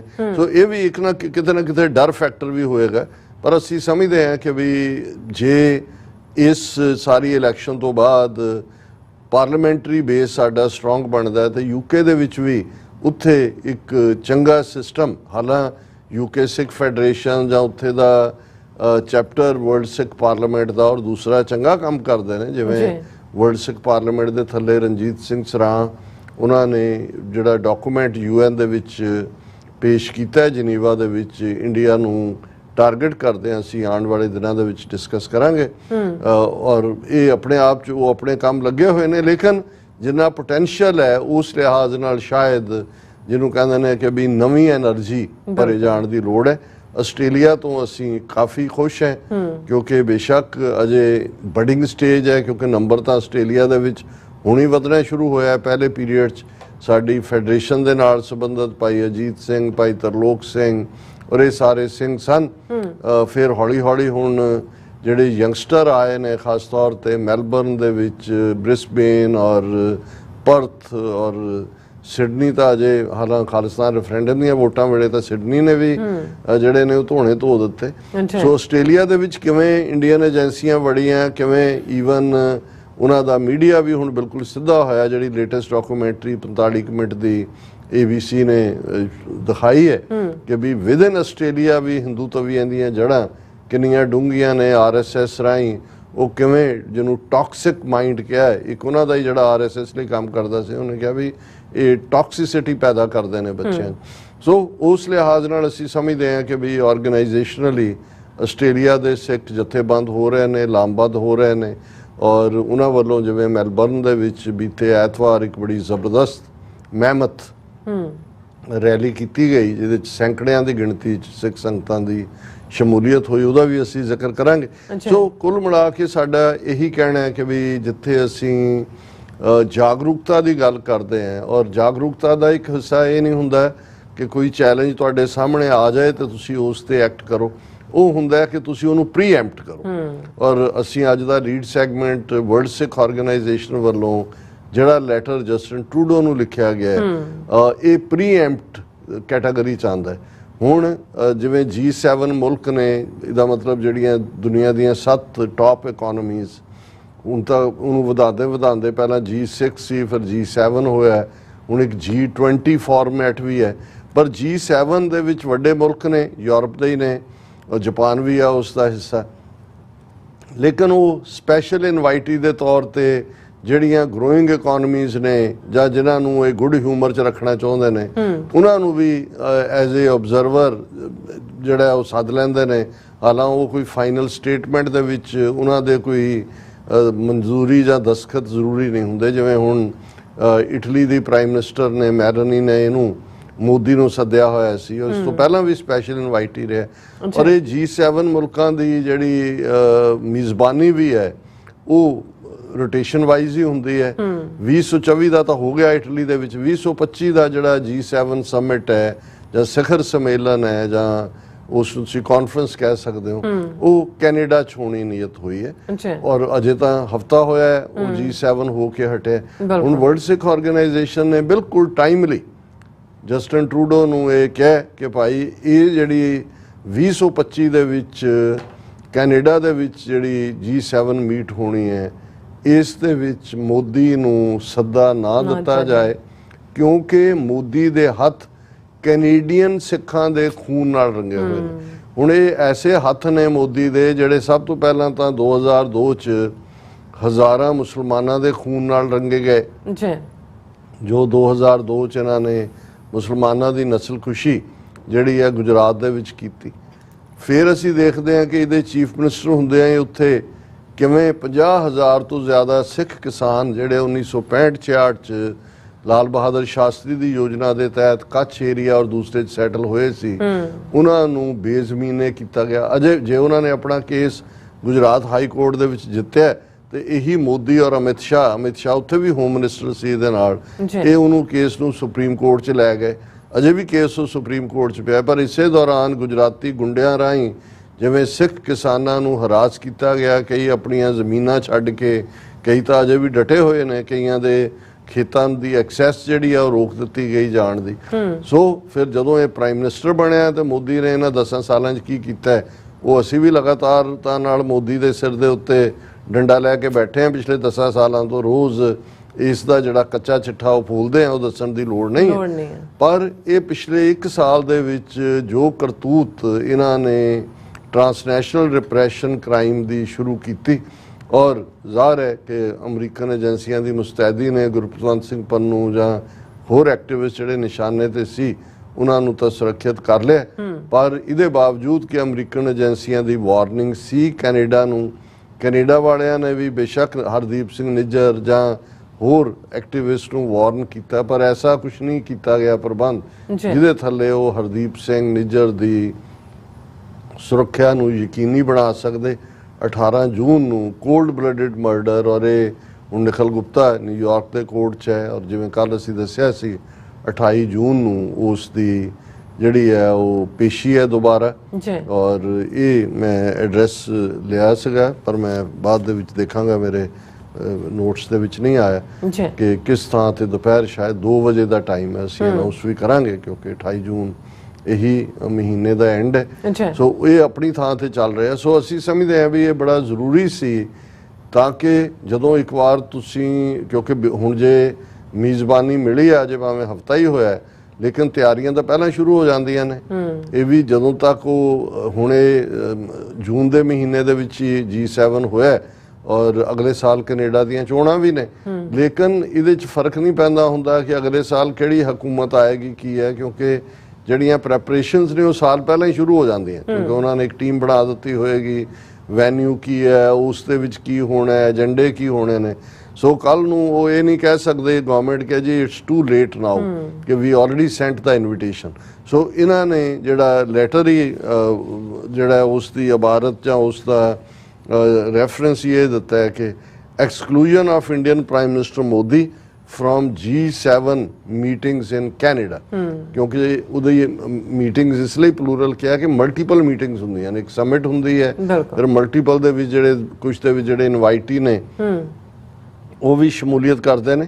ਔਰ ਉਹਦੇ 'ਚ ਉਹਨਾਂ ਨੇ ਕਿਹਾ ਕਿ ਵੀ ਅਸੀਂ ਹਰਦੀਪ ਸਿੰਘ ਨਿੱਜਰ ਦੀ ਸ਼ਹੀਦੀ ਦੀ ਪਹਿਲੀ ਐਨੀਵਰਸਰੀ ਦੇ ਮੌਕੇ ਇਹ ਤੁਹਾਨੂੰ ਲਿਖ ਰਹੇ ਹਾਂ ਜਿਸ ਦਾ ਕਤਲ ਜੂਨ 18 ਨੂੰ ਕੀਤਾ ਗਿਆ ਇੰਡੀਅਨ ਗਵਰਨਮੈਂਟ ਦੇ ਏਜੰਟਸ ਨੇ ਕੀਤਾ, ਕਿਉਂਕਿ ਤੁਸੀਂ ਖੁਦ ਹੀ 18 ਸਤੰਬਰ ਨੂੰ ਕੈਨੇਡਾ ਦੀ ਪਾਰਲੀਮੈਂਟ ਦੇ ਵਿੱਚ ਕ੍ਰੈਡੀਬਲ ਐਵੀਡੈਂਸ ਦੇ ਆਧਾਰਿਤ ਇਹ ਗੱਲ ਕਹੀ ਕਿ ਔਰ ਇਹ ਜਿਹੜੀ ਹੈ ਇਹ ਜੋ ਇੰਡੀਅਨ ਲਾਈਨ ਹੈ disturbing pattern of targeting killings of physical leaders both in Canada and globally ਜਿਹੜੀ ਉਸ ਨੀਤੀ ਦਾ ਹਿੱਸਾ ਹੈ। ਹੁਣ ਇਸ ਦੇ ਸਬੂਤ ਅਬਰਜ ਹੋਏ ਨੇ ਕਿ ਕਿਵੇਂ ਗਵਰਨਮੈਂਟ ਆਫ ਇੰਡੀਆ ਨੇ ਕ੍ਰਿਮੀਨਲ ਗੈਂਗਸ ਨੂੰ ਹਾਇਰ ਕੀਤਾ ਇਸ ਕਿਸਮ ਦੀਆਂ ਟਾਰਗੇਟ ਕਿਲਿੰਗਸ ਦੇ ਲਈ। ਲਗਾਤਾਰਤਾ ਨਾਲ ਈਵਨ ਕੈਨੇਡੀਅਨ ਕੁਝ ਸਿੱਖ ਲੀਡਰਾਂ ਨੂੰ ਤੁਹਾਡੀਆਂ ਏਜੰਸੀਆਂ ਵੱਲੋਂ ਡਿਊਟੀ ਟੂ ਵਾਰਨ ਨੋਟਿਸ ਵੀ ਮਿਲ ਰਹੇ ਨੇ। ਇਹਦਾ ਮਤਲਬ ਹੈ ਵੀ ਅੱਜ ਵੀ ਉਹ ਜਿਹੜਾ ਕਿਲਿੰਗ ਦਾ ਖਤਰਾ ਉਹ ਮੰਡਰਾ ਰਿਹਾ।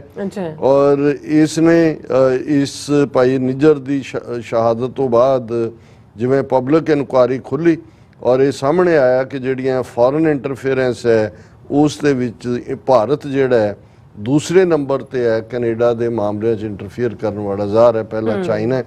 ਔਰ ਇਹ ਹੁਣ ਜਦੋਂ ਕਿ ਡਾਕੂਮੈਂਟਡ ਇੰਟਰਫੇਰੈਂਸ ਦਾ 2019 ਔਰ 2021 ਦੀਆਂ ਜਨਰਲ ਇਲੈਕਸ਼ਨਾਂ 'ਚ ਸਬੂਤ ਸਾਹਮਣੇ ਨੇ ਔਰ ਇਸ ਸੰਬੰਧੀ National Security and Intelligence Committee of Parliamentarians ਨੇ ਇਸ ਮਹੀਨੇ ਦੇ ਸ਼ੁਰੂ ਦੇ ਵਿੱਚ ਹੀ ਇਹ ਰਿਪੋਰਟ ਦਿੱਤੀ ਹੈ ਕਿ ਭਾਰਤੀ ਜਿਹੜੇ ਨੇ ਉਹ ਫੋਰਨ ਇੰਟਰਫੇਰੈਂਸ ਕਰ ਰਹੇ ਨੇ ਕੈਨੇਡਾ ਦੇ ਵਿੱਚ, ਜਿਸ ਦੇ ਵਿੱਚ ਈਵਨ ਕੈਨੇਡੀਅਨ ਪੋਲੀਟੀਸ਼ੀਅਨਸ ਨੂੰ ਫੰਡ ਟ੍ਰਾਂਸਫਰ ਕਰਨਾ, ਪੋਲੀਟੀਕਲ ਫੇਵਰਸ, ਔਰ ਤਾਂ ਕਿ ਉਹਨਾਂ ਰਾਹੀਂ ਈਵਨ ਕੈਨੇਡੀਅਨ ਪਾਰਲੀਮੈਂਟ ਦੇ ਵਿੱਚ ਵੀ ਸਵਾਲ ਪੁੱਛਵਾਏ ਜਾਂਦੇ ਨੇ।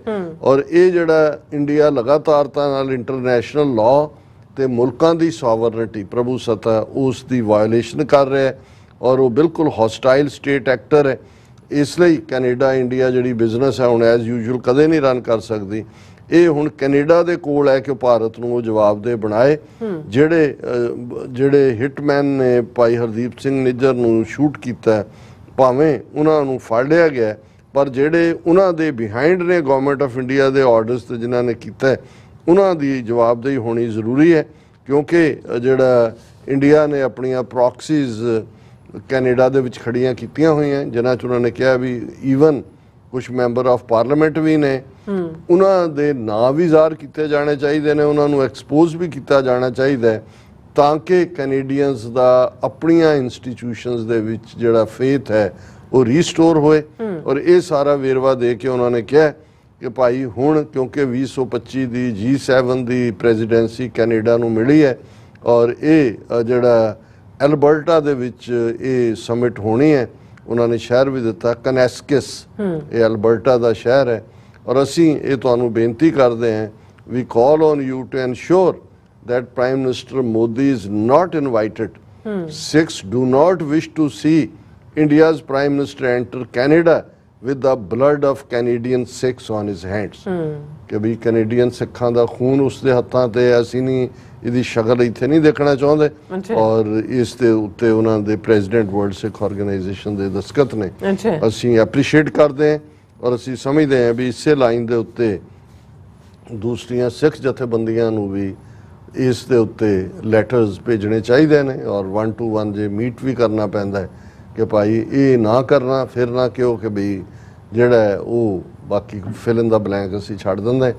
ਸੋ ਅਸੀਂ ਸਮਝਦੇ ਹਾਂ ਕਿ ਇਹ ਪ੍ਰੀਐਮਪਟ ਲਾਈਨ ਹੈ। ਬਿਲਕੁਲ ਡਾਕਟਰ ਸਾਹਿਬ, ਤੁਹਾਡਾ ਬਹੁਤ ਬਹੁਤ ਧੰਨਵਾਦ। ਸਾਥ ਲੈਣਾ ਬ੍ਰੇਕ ਤੇ ਜਾਣ ਤੋਂ ਪਹਿਲਾਂ ਅਸੀਂ ਦਰਸ਼ਕਾਂ ਤੇ ਸਰੋਤਿਆਂ ਨੂੰ ਅਪੀਲ ਤੇ ਬੇਨਤੀ ਕਰਦੀ ਵਿਊਅਰਸ, ਜਿਸ ਤਰ੍ਹਾਂ ਕਿ ਤੁਸੀਂ ਜਾਣਦੇ ਹੋ ਕਿ TV 84 ਇੱਕ ਪੰਥਕ ਚੈਨਲ ਹੈ। TV 84 ਦੀ ਚੜ੍ਹਦੀ ਕਲਾ ਲਈ ਵੱਧ ਤੋਂ ਵੱਧ ਡੋਨੇਟ ਕਰੋ। ਡੋਨੇਟ ਕਰਨ ਲਈ ਸਾਡੀ ਵੈਬਸਾਈਟ tv84.tv ਤੇ ਜਾ ਕੇ ਪੇਪਾਲ ਦੀ ਵਰਤੋਂ ਕਰਕੇ 1 ਟਾਈਮ ਡੋਨੇਟ ਕਰ ਸਕਦੇ ਹੋ, ਮੰਥਲੀ ਡੋਨੇਟ ਵੀ ਕਰ ਸਕਦੇ ਹੋ।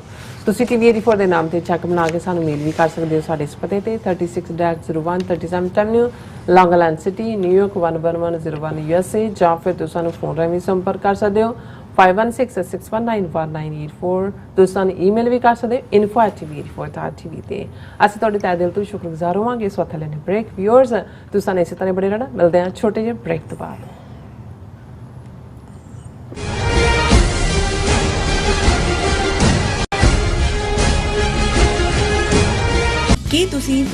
ਕੀ ਤੁਸੀਂ ਆਪਣੇ ਟੈਕਸਸ ਨੂੰ ਲੈ ਕੇ ਚਿੰਤਤ ਹੋ? ਤੁਸੀਂ ਆਪਣੀ ਕਮਾਈ ਲਈ ਮਿਹਨਤ ਕਰਦੇ ਹੋ, ਭਾਵੇਂ ਤੁਸੀਂ ਨੌਕਰੀ ਵਿੱਚ ਹੋਵੋ ਜਾਂ ਆਪਣਾ ਬਿਜ਼ਨਸ ਚਲਾਉਂਦੇ ਹੋ। ਜਦੋਂ ਟੈਕਸ ਭਰਨ ਦਾ ਸਮਾਂ ਆਉਂਦਾ ਤਾਂ ਤੁਹਾਨੂੰ ਇੱਕ ਭਰੋਸੇਯੋਗ ਟੈਕਸ ਅਕਾਊਂਟੈਂਟ ਦੀ ਲੋੜ ਹੈ ਜੋ ਟੈਕਸ ਬੈਲੈਂਸ ਦਾ ਤੁਹਾਡੇ ਪੱਖ ਵਿੱਚ ਜਾਣਾ ਯਕੀਨੀ ਬਣਾਵੇ। ਸਿਆਟਲ ਦੀ ਜਾਣੀ ਪਹਿਚਾਣੀ company Accurate Accountants and Taxes ਤੁਹਾਡੀ ਸੇਵਾ ਵਿੱਚ ਹਾਜ਼ਰ ਹੈ। ਅਸੀਂ ਹਰ ਤਰ੍ਹਾਂ ਦੇ ਟੈਕਸ ਭਰਨ ਵਿੱਚ ਤੁਹਾਡੀ ਮਦਦ ਕਰਾਂਗੇ। ਟੈਕਸ ਸੰਬੰਧੀ ਕਿਸੇ ਵੀ ਤਰ੍ਹਾਂ ਦੇ ਸਵਾਲ ਲਈ ਅੱਜ ਹੀ ਸਾਡੇ ਤੱਕ ਪਹੁੰਚ ਕਰੋ। Accurate Accountants and Texas.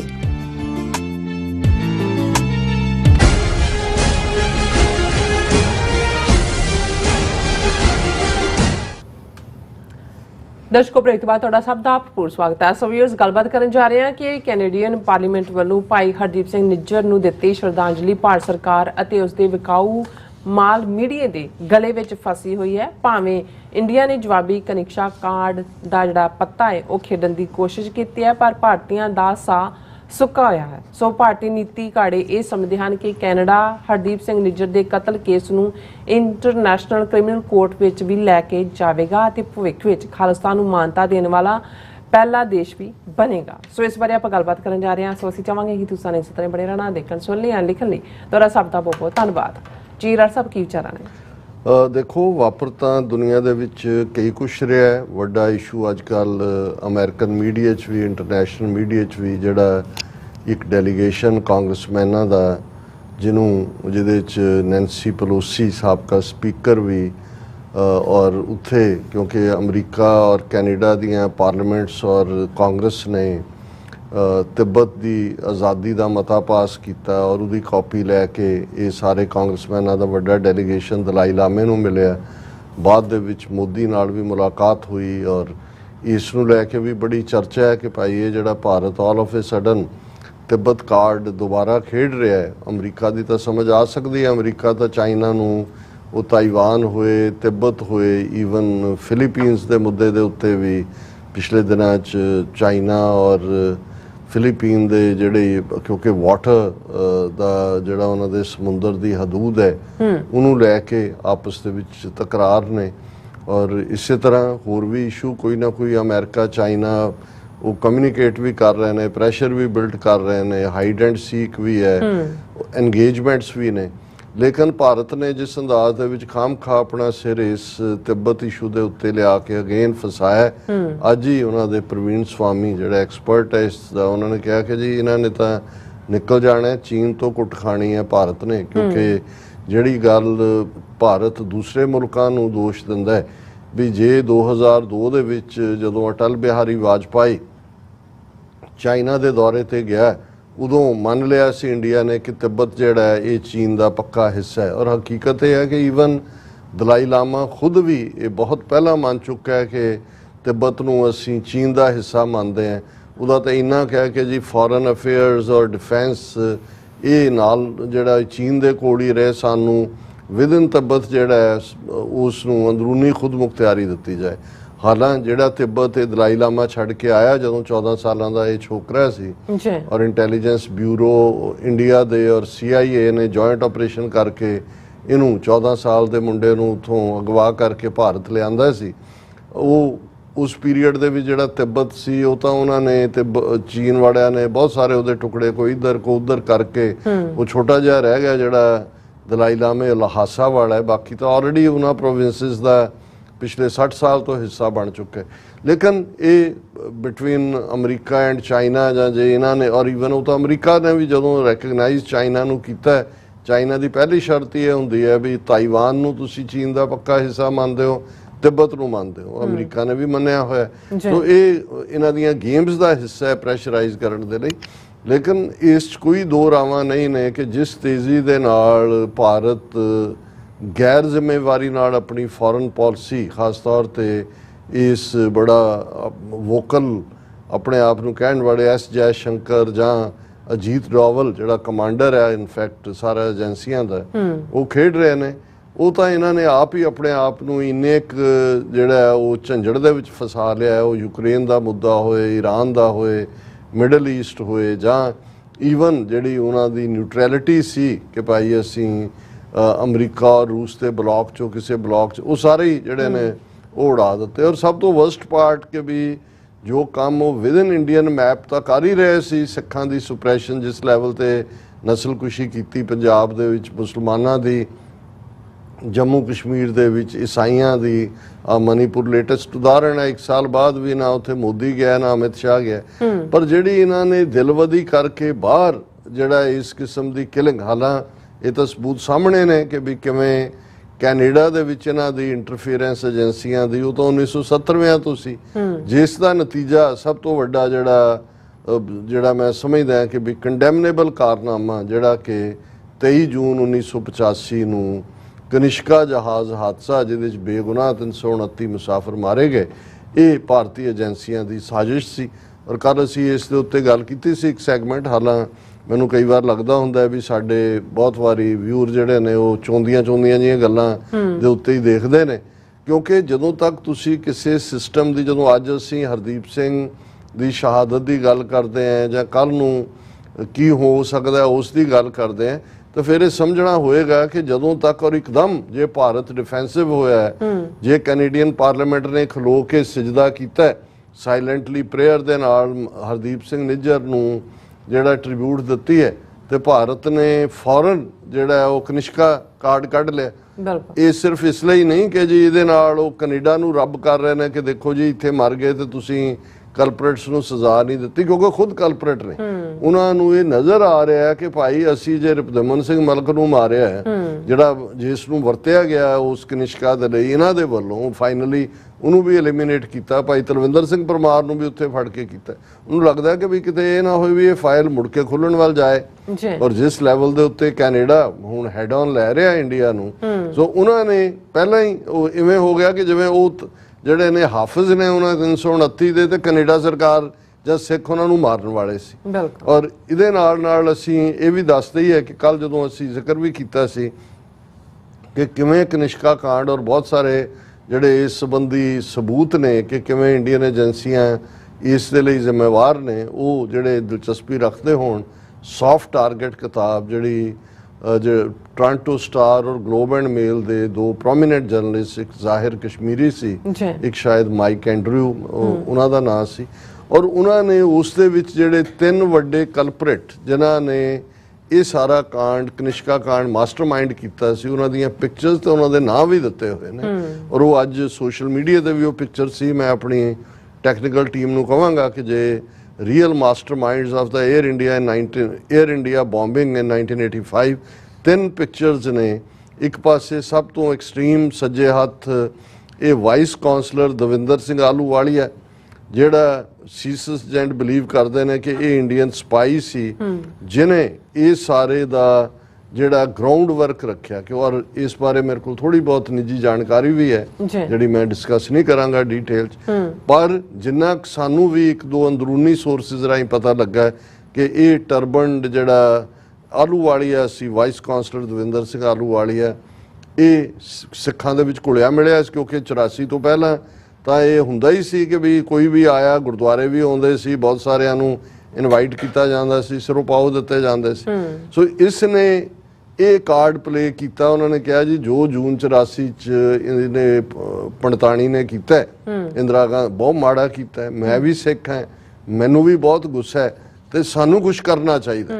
ਹੁਣ ਤੁਸੀਂ ਜੇ ਇੱਕ ਟਰਬਨਡ ਲੋਕ ਐਮੋਸ਼ਨਲ ਸਟੂਪਿਡਸ ਨੂੰ ਇਸਤੇਮਾਲ ਕਰਨਾ ਹੈ ਤੇ ਤੁਸੀਂ ਕਾਰਡ ਤਾਂ ਐਮੋਸ਼ਨਲੀ ਖੇਡੋਗੇ ਨਾ।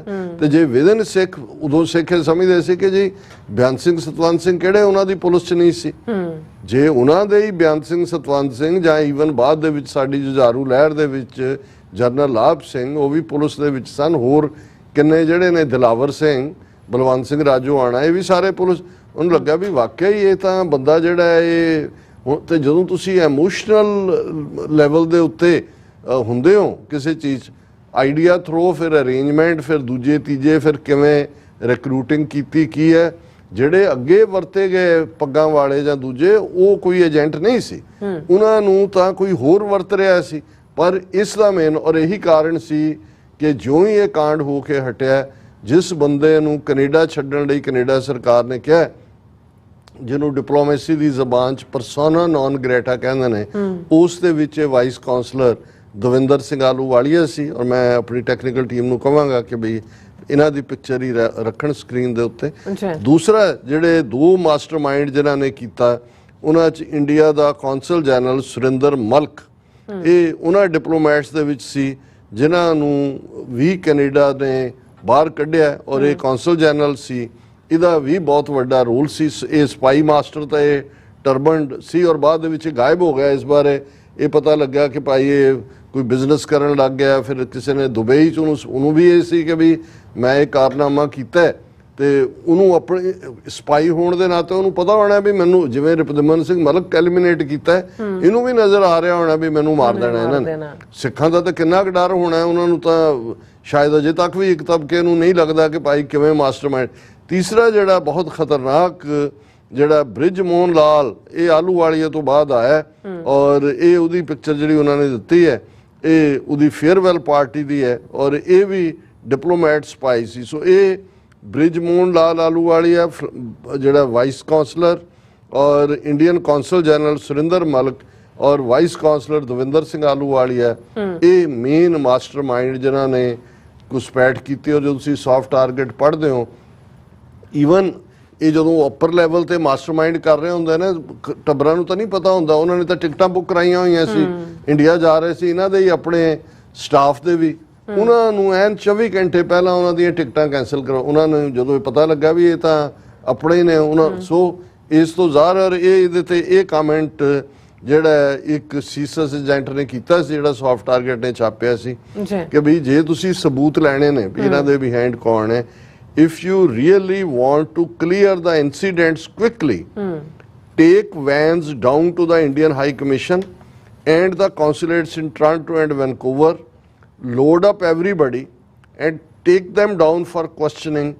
We know it and they know it that they are involved. ਇਹ conclusion ਸੀ ਕਿ ਵੀ ਜੇ ਤੁਸੀਂ ਸਬੂਤ ਇਕੱਠੇ ਕਰਨੇ ਨੇ, ਉਹਨੇ ਕਿਹਾ if you really want to clear the incidents quickly, take vans down to the Indian High Commission and the consulate in Toronto and Vancouver. ਉਹਨੇ ਕਿਹਾ ਵੀ ਇੱਕ ਗੱਡੀ ਟੋਰਾਂਟੋ ਇੰਡੀਅਨ ਹਾਈ ਕਮਿਸ਼ਨ 'ਚ ਲੈ ਜਾਓ, ਔਰ ਇੱਕ ਵੈਨਕੂਵਰ 'ਚ ਲੈ ਜਾਓ, ਉੱਥੋਂ ਸਾਰਾ ਸਟਾਫ ਲੱਦ ਲਓ ਉਹਨਾਂ ਦੇ ਵਿੱਚ, load up everybody, take them down for questioning.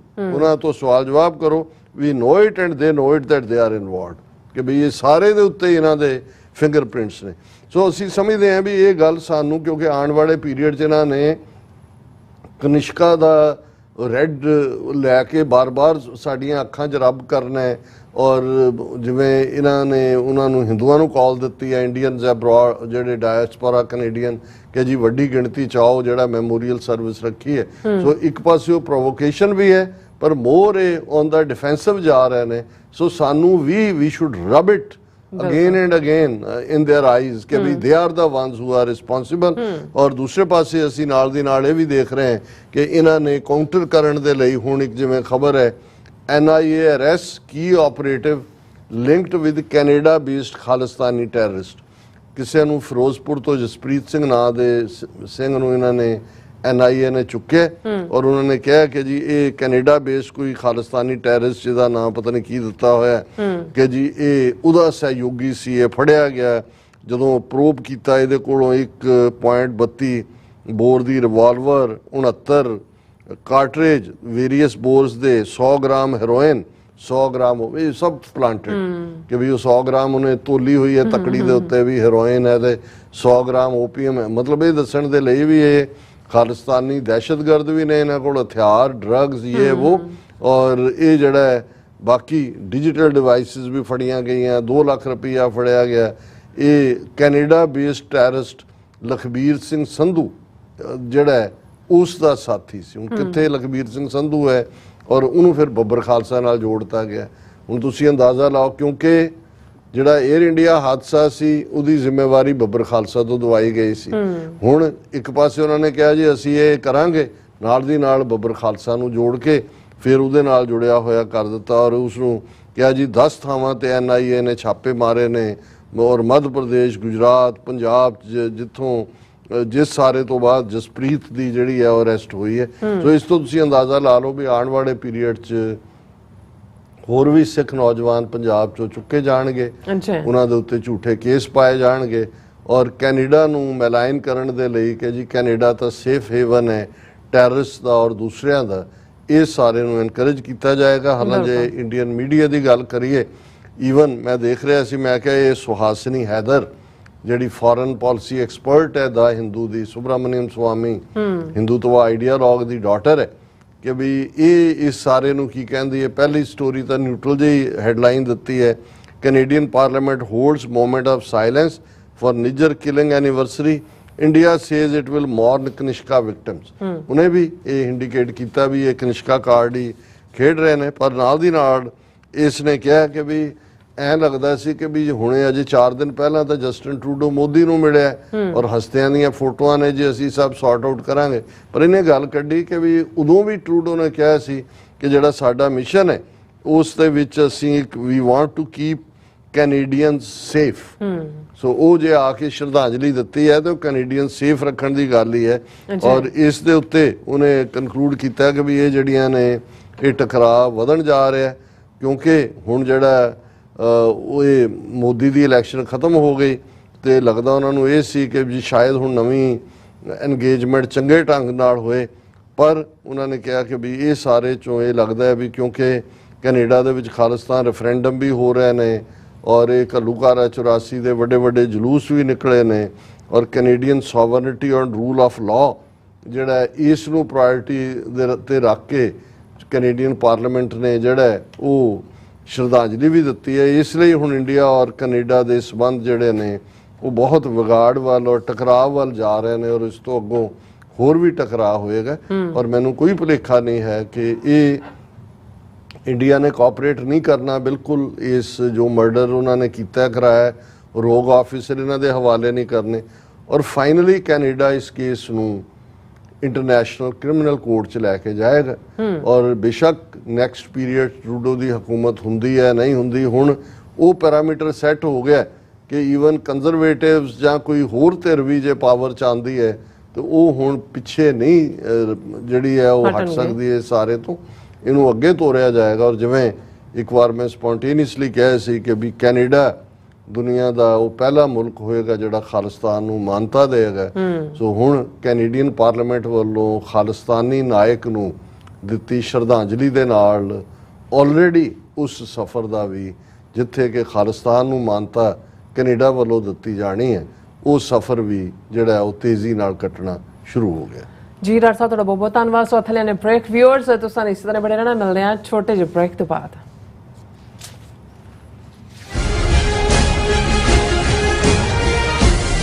ਕੀ ਤੁਸੀਂ ਆਪਣੇ ਟੈਕਸਸ ਨੂੰ ਲੈ ਕੇ ਚਿੰਤਤ ਹੋ? ਤੁਸੀਂ ਆਪਣੀ ਕਮਾਈ ਲਈ ਮਿਹਨਤ ਕਰਦੇ ਹੋ, ਭਾਵੇਂ ਤੁਸੀਂ ਨੌਕਰੀ ਵਿੱਚ ਹੋਵੋ ਜਾਂ ਆਪਣਾ ਬਿਜ਼ਨਸ ਚਲਾਉਂਦੇ ਹੋ। ਜਦੋਂ ਟੈਕਸ ਭਰਨ ਦਾ ਸਮਾਂ ਆਉਂਦਾ ਤਾਂ ਤੁਹਾਨੂੰ ਇੱਕ ਭਰੋਸੇਯੋਗ ਟੈਕਸ ਅਕਾਊਂਟੈਂਟ ਦੀ ਲੋੜ ਹੈ ਜੋ ਟੈਕਸ ਬੈਲੈਂਸ ਦਾ ਤੁਹਾਡੇ ਪੱਖ ਵਿੱਚ ਜਾਣਾ ਯਕੀਨੀ ਬਣਾਵੇ।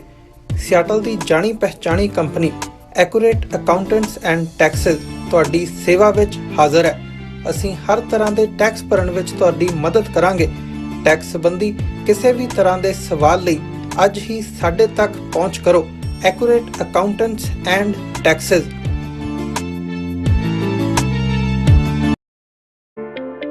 ਸਿਗਨੇਚਰ ਟਰੱਕ ਸਰਵਿਸ ਰਾਊਟ 81 ਉੱਤੇ ਐਗਜ਼ਿਟ 235 ਤੇ ਟਰੱਕਰ ਵੀਰਾਂ ਲਈ 24 ਘੰਟੇ ਰੋਡ ਸਰਵਿਸ ਦੀ ਸੁਵਿਧਾ ਮੌਜੂਦ। Heavy duty repair, oil change, ਪੁਰਾਣੇ ਅਤੇ ਨਵੇਂ tyre, computer diagnostic, DPF cleaning, brake service ਜਾਂ ਰਸਤੇ ਵਿੱਚ ਆਈ ਹਰ ਤਰ੍ਹਾਂ ਦੀ ਰਿਪੇਅਰ ਪ੍ਰੋਫੈਸ਼ਨਲ ਟੀਮ ਵੱਲੋਂ ਕੀਤੀ ਜਾਂਦੀ ਹੈ। ਬ੍ਰੇਕਫਾਸਟ, ਲੰਚ ਅਤੇ ਡਿਨਰ ਲਈ ਪੰਜਾਬੀ ਢਾਬੇ ਦਾ ਆਨੰਦ ਵੀ ਮਾਣੋ। ਡਰਾਈਵਰ ਅਤੇ ਟਰੱਕ ਆਪਰੇਟਰ ਵੀਰ ਡਿਸਪੈਚ ਦੀ ਸਰਵਿਸ ਲਈ ਸਾਡੇ ਨਾਲ ਸੰਪਰਕ ਕਰਨ। Signature truck service 58 triangle drive, Weyers Cave, Virginia 24486।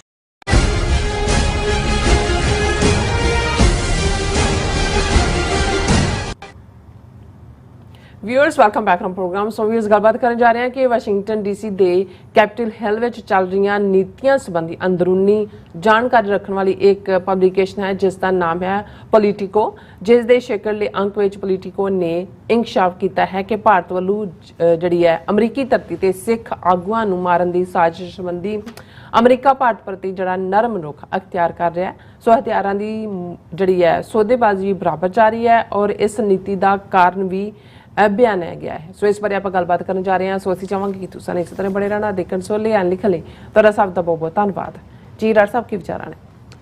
ਦੇਖੋ, ਬੇਸ਼ੱਕ ਅਸੀਂ ਬੜੇ ਫਖਰ ਦੇ ਨਾਲ ਇਹ ਜਿਹੜੀ ਖਾਸ ਤੌਰ ਤੇ ਅਮਰੀਕਾ ਦੀਆਂ ਚਾਰੋਂ ਹੀ FBI, ਹੋਮਲੈਂਡ ਸਿਕਿਉਰਿਟੀ ਔਰ ਉਸ ਦੇ ਨਾਲ ਜਸਟਿਸ ਡਿਪਾਰਟਮੈਂਟ ਔਰ ਕਿਸੇ ਹੱਦ ਤੱਕ CIA ਉਹਨਾਂ ਨੂੰ ਐਪਰੀਸ਼ੀਏਟ ਕਰਦੇ ਹਾਂ ਕਿ ਉਹਨਾਂ ਨੇ ਨਿਖਿਲ ਗੁਪਤਾ ਮਾਮਲੇ ਦੇ ਵਿੱਚ ਵਿਦਿਨ 1 ਈਅਰ ਭਾਰੀ ਰੁਕਾਵਟਾਂ ਦੇ ਬਾਵਜੂਦ 4 ਕੋਰਟਾਂ ਚੋਂ ਕੇਸ ਜਿੱਤ ਕੇ ਫਾਈਨਲੀ ਨਿਖਿਲ ਗੁਪਤੇ ਨੂੰ ਲਿਆ ਕੇ ਨਿਊਯਾਰਕ ਦੀ ਅਦਾਲਤ ਦੇ ਸਾਹਮਣੇ ਖੜਾ ਕਰ ਦਿੱਤਾ। ਇਹ ਇੱਕ ਵੱਡੀ ਪ੍ਰਾਪਤੀ ਹੈ। ਪਰ ਦੂਸਰੇ ਪਾਸੇ ਜਿਹੜੀ ਬਾਈਡਨ ਐਡਮਿਨਿਸਟ੍ਰੇਸ਼ਨ ਦੀ ਇਸ 1 ਸਾਲ ਦੇ ਵਿੱਚ ਕਾਰਗੁਜ਼ਾਰੀ ਹੈ ਉਸ ਦੇ ਉੱਤੇ ਅਸੀਂ ਤਾਂ ਜੇ ਨਾ ਵੀ ਸਵਾਲ ਖੜਾ ਕਰੀਏ ਤੇ ਜਿਹੜੇ ਵਿਦਨ ਅਮਰੀਕਾ ਔਰ ਵਿਦਨ ਜਿਹਨੂੰ ਬੈਲਟ ਵੇ ਕਹਿੰਦੇ ਨੇ ਕੈਪੀਟਲ ਦੇ ਵਿੱਚ, ਉੱਥੇ ਜਿਹੜੇ ਲੋਕ ਅਬਜ਼ਰਵ ਕਰਦੇ ਨੇ, ਜਿਹੜੇ ਦਾ ਹਿਲ ਜਿਵੇਂ ਪਬਲੀਕੇਸ਼ਨ ਹੈ ਜਾਂ ਦੂਸਰੀ ਦਾ ਡਿਪਲੋਮੈਟ ਹੈ ਜਾਂ ਪੋਲੀਟੀਕੋ ਹੈ, ਇਹਨਾਂ ਦੇ ਵਿੱਚੋਂ ਬੜੇ ਰੜੇ ਹੋਏ ਜਰਨਲਿਸਟ ਨੇ। ਜਿਹੜੇ ਇੱਕ ਤਾਂ ਹੁੰਦਾ ਜਿਹੜਾ ਪ੍ਰੋਪੇਗੈਂਡਾ ਆਮ ਅਖਬਾਰਾਂ ਜਾਂ ਆਮ ਮੀਡੀਆ 'ਚ ਹੁੰਦਾ, ਦੂਸਰਾ ਹੁੰਦਾ ਹੈ ਕਿ ਵੀ ਜਿਹੜੇ ਇਨਸਾਈਡ ਸਟੋਰੀ ਕੱਢ ਕੇ ਲਿਆ ਰਹੇ ਹੁੰਦੇ ਨੇ ਕਿ ਵੀ ਇੱਕ ਤਾਂ ਸਮੋਕ ਸਕਰੀਨ ਕ੍ਰੀਏਟ ਕੀਤੀ ਹੈ, ਬਿਆਨਬਾਜ਼ੀਆਂ ਹੋ ਰਹੀਆਂ ਨੇ, ਪਰ ਦੂਸਰੇ ਪਾਸੇ ਅਸਲ ਦੇ ਵਿੱਚ ਕੀ ਲਾਈਨ ਹੈ। ਸੋ ਪੋਲੀਟੀਕੋ ਪਬਲੀਕੇਸ਼ਨ ਉਸ ਕਿਸਮ ਦੀ ਹੈ ਔਰ ਉਹਨਾਂ ਦੀ ਜਿਹੜੀ ਇੱਕ ਅੱਜ ਦੀ ਸਟੋਰੀ ਉਹਨਾਂ ਦੇ ਡਿਫੈਂਸ ਕੈਟਾਗਰੀ ਦੇ ਵਿੱਚ ਉਹਨਾਂ ਨੇ ਕੀਤੀ ਔਰ ਇਸ ਨੂੰ ਐਰਿਕ ਬੈਜ਼ੇਲ, ਐਮਿਲੀ ਔਰ ਅਲੈਗਜ਼ੈਂਡਰ ਵਾਰਡ ਇਹਨਾਂ ਨੇ ਕੰਟਰੀਬਿਊਟ ਕੀਤਾ ਇਸ ਰਿਪੋਰਟ ਨੂੰ। ਔਰ ਇਹ ਇੱਕ ਇਨਸਾਈਡ ਰਿਵੀਲ ਕਰਦੀ ਹੈ ਕਿ ਵੀ ਇਹਦੇ ਬਾਵਜੂਦ ਕਿ ਅਮਰੀਕਨ ਸੋਇਲ ਤੇ ਅਮਰੀਕਨ ਸਿਟੀਜ਼ਨ ਨੂੰ ਮਾਰਨ ਦੀ ਕੋਸ਼ਿਸ਼ ਕੀਤੀ ਗਈ, ਲੇਕਿਨ ਜਿਹੜਾ ਬਾਈਡਨ ਐਡਮਿਨਿਸਟ੍ਰੇਸ਼ਨ ਦਾ ਰੁਖ ਹੈ ਉਹ ਇੰਡੀਆ ਪ੍ਰਤੀ ਸੌਫਟ ਹੈ ਔਰ ਬਾਈਡਨ ਐਡਮਿਨਿਸਟ੍ਰੇਸ਼ਨ ਨਾ ਪਹਿਲਾਂ ਨਾ ਆਉਣ ਵਾਲੇ ਪੀਰੀਅਡ 'ਚ ਕੋਈ ਇੰਡੀਆ ਨੂੰ ਪਨਿਸ਼ ਕਰਨ ਦੇ ਮੂਡ ਦੇ ਵਿੱਚ ਨਹੀਂ ਹੈ। ਔਰ ਇਸੇ ਲਈ ਬੇਸ਼ੱਕ ਇਹ ਆਰਟੀਕਲ ਜੇਕ ਸਲੀਵਾਨ ਦੇ ਦਿੱਲੀ ਜਾਣ ਤੋਂ ਬਾਅਦ ਜਾਂ ਜਿਹੜਾ ਇੰਟਰੈਕਸ਼ਨ ਹੋਇਆ ਲਿਖਿਆ ਗਿਆ, ਪਰ ਇਹਨਾਂ ਦਾ ਇਹ ਕਹਿਣਾ ਹੈ ਕਿ ਵੀ ਇੰਡੀਆ ਦੇ ਉੱਤੇ ਇਹ ਤਾਂ ਅਮਰੀਕਾ ਪ੍ਰਵੇਲ ਕਰ ਰਿਹਾ ਹੈ ਜਾਂ ਕਰ ਰਿਹਾ ਹੋਵੇਗਾ ਕਿ ਇੱਦਾਂ ਦੀ ਹਰਕਤ ਦੁਬਾਰਾ ਅਮਰੀਕਾ 'ਚ ਕਰਨ ਦਾ ਹੌਸਲਾ ਨਾ ਕਰਨਾ ਜੋ ਤੁਸੀਂ ਕਰਨਾ ਚਾਹੁੰਦੇ ਸੀ। ਪਰ ਹੋ ਸਕਦਾ ਹੈ ਕਿ ਜੋ ਉਹਨਾਂ ਨੇ ਕੀਤਾ ਉਹ ਆਫ ਦਾ ਹੁੱਕ ਇੰਡੀਆ ਨੂੰ ਕਰਕੇ, ਉਹਨਾਂ ਨੇ ਕਿਹਾ ਵੀ ਜੇ ਇਵੇਂ ਨਾ ਹੁੰਦਾ ਤੇ ਫਿਰ ਜਿਹੜੀ ਹਥਿਆਰਾਂ ਦੀ ਸੇਲ, ਜਿਹੜੀ ਸੌਦੇਬਾਜ਼ੀ ਦੂਸਰੀ ਹੈ ਬਰਾਬਰ ਚੱਲ ਰਹੀ ਹੈ, ਉਵੇਂ ਨਾ ਹੁੰਦੀ। ਸੋ ਮੈਂ ਇਹ ਸਮਝਦਾ ਵੀ ਕਿਉਂਕਿ ਸਾਡੇ ਜਦੋਂ ਹੁਣ ਅਸੀਂ ਟਰੈਵਲ ਵੀ ਕੀਤਾ ਹੈ ਕੈਲੀਫੋਰਨੀਆ ਜਾਂ ਸਰੀ, ਬ੍ਰਿਟਿਸ਼ ਕੋਲੰਬੀਆ, ਤੇ ਸਾਡਾ ਇੱਕ ਕੁਛ ਉਹ ਵੀ ਵੀਰ ਨੇ ਜੇ ਕੋਈ ਗੱਲ ਅਸੀਂ ਅਮਰੀਕਾ ਬਾਰੇ ਨਾ ਪੱਖੀ ਕਹੀਏ, ਨੋਟ ਕਿ ਉਹਨਾਂ ਦੀ ਪਾਲਿਸੀ ਦੀ ਕਰੀਏ, ਤਾਂ ਉਹਨਾਂ ਨੂੰ ਲੱਗਦਾ ਹੈ ਵੀ ਨਹੀਂ ਇਹ ਵੱਡਾ ਸਰਪੰਚ ਹੈ ਔਰ ਇਸ ਬਾਰੇ ਤੁਸੀਂ ਕਿਵੇਂ ਕਹਿ ਸਕਦੇ ਹੋ। ਪਰ ਅਸੀਂ ਇਸੇ ਲਈ ਜਿਹੜੇ ਇਹਨਾਂ ਦੇ ਜਰਨਲਿਸਟ ਜਾਂ ਦੂਜੇ ਨੇ ਜਿਹੜੇ ਇਹਨਾਂ ਨੂੰ ਜਵਾਬ ਦੇ ਠਹਿਰ, ਔਰ ਇਹਦਾ ਅਸਰ ਵੀ ਹੁੰਦਾ ਜਦੋਂ ਇਸ ਕਿਸਮ ਦੇ ਲੋਕ ਕਹਿੰਦੇ ਨੇ। ਹੁਣ ਬੇਸ਼ੱਕ ਸਾਡਾ ਪ੍ਰੋਗਰਾਮ ਪੰਜਾਬੀ 'ਚ ਹੈ ਜਾਂ ਹੋਰ ਵੀ ਜਿਹੜੇ ਸਾਡੇ ਵੀਰ ਖੁੱਲ੍ਹ ਕੇ ਪੰਥ ਦੀ ਗੱਲ ਕਰਦੇ ਨੇ, ਪਰ ਇਹਨਾਂ ਦਾ ਵੀ ਕਿਤੇ ਨਾ ਕਿਤੇ ਨੋਟਿਸ ਲਿਆ ਜਾਂਦਾ ਹੈ। ਇੱਥੇ ਇਹਨਾਂ ਕੋਲ ਉਸ ਕਿਸਮ ਦੇ ਅੱਜ ਕੱਲ੍ਹ ਤਾਂ ਹੁਣ ਤਾਂ ਸੌਫਟਵੇਅਰ ਬਣ ਗਏ ਨੇ, ਇਹ ਵੀ ਜਾਣਨਾ ਚਾਹੁੰਦੇ ਨੇ ਵੀ ਕਮੇਟੀ ਕੀ ਕਰਦੀ ਹੈ। ਹੁਣ ਜੇ 5 ਸੈਨੇਟਰਸ ਨੇ ਪ੍ਰੈਜ਼ੀਡੈਂਟ ਨੂੰ ਲੈਟਰ ਲਿਖਿਆ, ਉਸ ਤੋਂ ਠੀਕ 1 ਦਿਨ ਪਹਿਲਾਂ ਜਿਹੜਾ ਉਹ ਲੈਟਰ ਅਮਰੀਕਨ ਸਿੱਖ ਕਾਕਸ, ਅਮਰੀਕਨ ਗੁਰਦੁਆਰਾ ਪ੍ਰਬੰਧਕ ਕਮੇਟੀ ਜਾਂ ਈਸਟ ਕੋਸਟ ਸਿੱਖ ਕੋਆਰਡੀਨੇਸ਼ਨ ਕਮੇਟੀ ਨੇ ਕਿ ਵੀ ਇਹ ਐਕਸਟ੍ਰੈਡੀਸ਼ਨ ਕਰਾਓ ਔਰ ਇਹ ਟ੍ਰਾਇਲ ਅਮਰੀਕਾ ਦੀ ਸੋਇਲ ਤੇ ਹੋਏ ਔਰ ਦੂਸਰਾ ਹੋਏ। ਸੋ ਇਹਦਾ ਮਤਲਬ ਹੈ ਵੀ ਜਿਹੜੀ ਕਮਿਊਨਿਟੀ ਦੀ ਫੀਲ ਹੈ, ਔਰ ਸਾਡੇ ਇੱਕ ਨੌਜਵਾਨ ਬੇਟਾ ਜਿਹੜਾ ਕਾਫੀ ਇਨਸਾਈਡ ਪਿੱਛੇ ਰਹਿ ਕੇ ਕੰਮ ਕਰਦਾ, ਉਸਨੇ ਇਹ ਤਜਵੀਜ਼ ਦਿੱਤੀ ਸੀ। ਉਹਨੇ ਕਿਹਾ ਜੇ ਬਾਈਡਨ ਐਡਮਿਨਿਸਟ੍ਰੇਸ਼ਨ ਨੂੰ ਦਬਾਅ ਥੱਲੇ ਲਿਆਉਣਾ ਤੇ ਇਹ ਜਿਹੜੀਆਂ 7-8 ਸਵਿੰਗ ਸਟੇਟਸ ਨੇ ਜਿਨ੍ਹਾਂ ਨੇ ਫੈਸਲਾ ਕਰਨਾ, ਉਹਦੇ 'ਚ ਤਾਂ ਸਿੱਖਾਂ ਦੀ ਆਬਾਦੀ ਹੈ। ਜੇ ਈਵਨ ਗਜ਼ਾ ਦੇ ਮੁੱਦੇ ਦੇ ਉੱਤੇ ਬਾਈਡਨ ਐਡਮਿਨਿਸਟ੍ਰੇਸ਼ਨ ਅੱਜ ਹੁਣ ਉਹਨਾਂ ਨੇ ਈਵਨ ਨੈਤਨਯਾਹੂ ਦੀ ਸਟੇਟਮੈਂਟ ਨੂੰ ਕ੍ਰਿਟਿਸਾਈਜ਼ ਕੀਤਾ, ਤੇ ਇਹਦਾ ਕਾਰਨ ਉਹਨਾਂ ਸਵਿੰਗ ਸਟੇਟਾਂ 'ਚ ਬੈਠੀ ਮੁਸਲਮਾਨ ਪਾਪੂਲੇਸ਼ਨ ਹੈ, ਜਿਹੜੇ ਡੈਮੋਕ੍ਰੈਟ ਨੇ, ਉਹ ਕਹਿ ਰਹੇ ਨੇ ਦੱਸੋ ਤੁਹਾਡੀ ਕੀ ਕਾਰਗੁਜ਼ਾਰੀ ਹੈ। ਸੋ ਇਹ ਚੱਲਦਾ ਹੁੰਦਾ ਹੈ ਹਕੂਮਤ 'ਚ ਵੀ, ਜਿਹੜੀਆਂ ਲੌਬੀਜ਼ ਨੇ ਜਿਨ੍ਹਾਂ ਦਾ ਜ਼ੋਰ ਪੈਂਦਾ ਹੈ ਉਹ ਆਪਣੀ ਗੱਲ ਮਨਾਉਂਦੇ ਨੇ। ਔਰ ਇਹ ਅਮਰੀਕਨ ਸਿਸਟਮ ਦੀ ਬਿਊਟੀ ਹੈ, ਸਾਨੂੰ ਇਸ ਦੇ ਉੱਤੇ ਜੇ ਕੋਈ ਕਮਜ਼ੋਰ ਕਾਰਵਾਈ ਹੋ ਰਹੀ ਹੈ, ਔਰ ਇਹ ਵਿਦਨ ਸਿਸਟਮ ਹੀ ਗੱਲ ਸਾਹਮਣੇ ਆ ਗਈ ਸੀ ਵੀ ਲਾ ਇਨਫੋਰਸਮੈਂਟ ਵਾਲੇ ਵਿਕਰਮ ਯਾਦਵ, ਰਾ ਔਰ ਡੋਵਲ ਔਰ ਉਹ ਜਿਹੜਾ ਰਾ ਚੀਫ ਸੀ ਸੁਸ਼ਾਂਤ ਕੇ ਕੀ ਉਹਦਾ ਨਾਂ ਸੀ, ਉਸ ਨੂੰ ਇਹਦੇ 'ਚ ਇੰਡਾਇਕਟਮੈਂਟ ਸ਼ਾਮਲ ਕਰਨ ਦੇ ਹੱਕ ਸੀ, ਪਰ ਵਾਈਟ ਹਾਊਸ ਜਾਂ ਸਟੇਟ ਡਿਪਾਰਟਮੈਂਟ ਨੇ ਡਿਸਟੈਂਸ ਕੀਤਾ। ਹੁਣ ਇਹੀ ਇਸ ਗੱਲ ਨੂੰ ਦੇ ਉੱਤੇ ਅੱਗੋਂ ਮੋਹਰ ਲਾ ਰਿਹਾ ਕਿ ਵਾਈਟ ਹਾਊਸ ਕਿਉਂ ਰਿਲੈਕਟੈਂਟ ਹੈ। ਔਰ ਉਹਨਾਂ ਨੇ ਜਿਹੜਾ ਹੈਡਲਾਈਨ ਹੀ ਆਪਣੀ ਸਟੋਰੀ ਦਾ ਦਿੱਤਾ ਹੈ, ਬਾਈਡਨਸ awkward week with India draws scrutiny and possible solutions। ਕਿ ਹੁਣ ਇਹ ਉਹਨਾਂ ਨੇ ਕਿਹਾ ਕਿ ਬਈ ਇਹ ਸਾਰੇ ਚੋਂ ਕੀ ਨਿਕਲ ਰਿਹਾ ਹੈ ਇੰਡੀਆ ਦੇ ਲਈ ਵੀ, ਜਿਹੜੀ ਹੈ ਉਹ ਕੀ ਸੰਭਾਵਨਾਵਾਂ ਨੇ ਔਰ ਅਮਰੀਕਾ ਲਈ ਕੀ ਨੇ। ਫਿਰ ਉਹਦੀ ਸ਼ੁਰੂਆਤ ਹੀ ਕੀਤੀ ਕਿ ਮੰਡੇ ਔਰ ਟਿਊਜ਼ਡੇ ਨੈਸ਼ਨਲ ਸਿਕਿਉਰਿਟੀ ਐਡਵਾਈਜ਼ਰ ਜੇਕ ਸਲਵਨ ਤੇ ਦੂਸਰੇ US ਅਫੀਸ਼ੀਅਲ ਜਿਹੜੇ ਨੇ ਉਹ ਭਾਰਤ ਗਏ, ਉਹਨਾਂ ਨੇ ਮੋਦੀ ਦੇ ਨਾਲ ਵੀ ਮੁਲਾਕਾਤ ਕੀਤੀ ਔਰ ਉਹ ਜਿਹੜੇ ਨੇ ਸ਼ੋਰ ਅਪ ਟਾਈਜ਼ ਕਰਨਾ ਚਾਹੁੰਦੇ ਨੇ ਇੰਡੀਆ ਦੇ ਨਾਲ।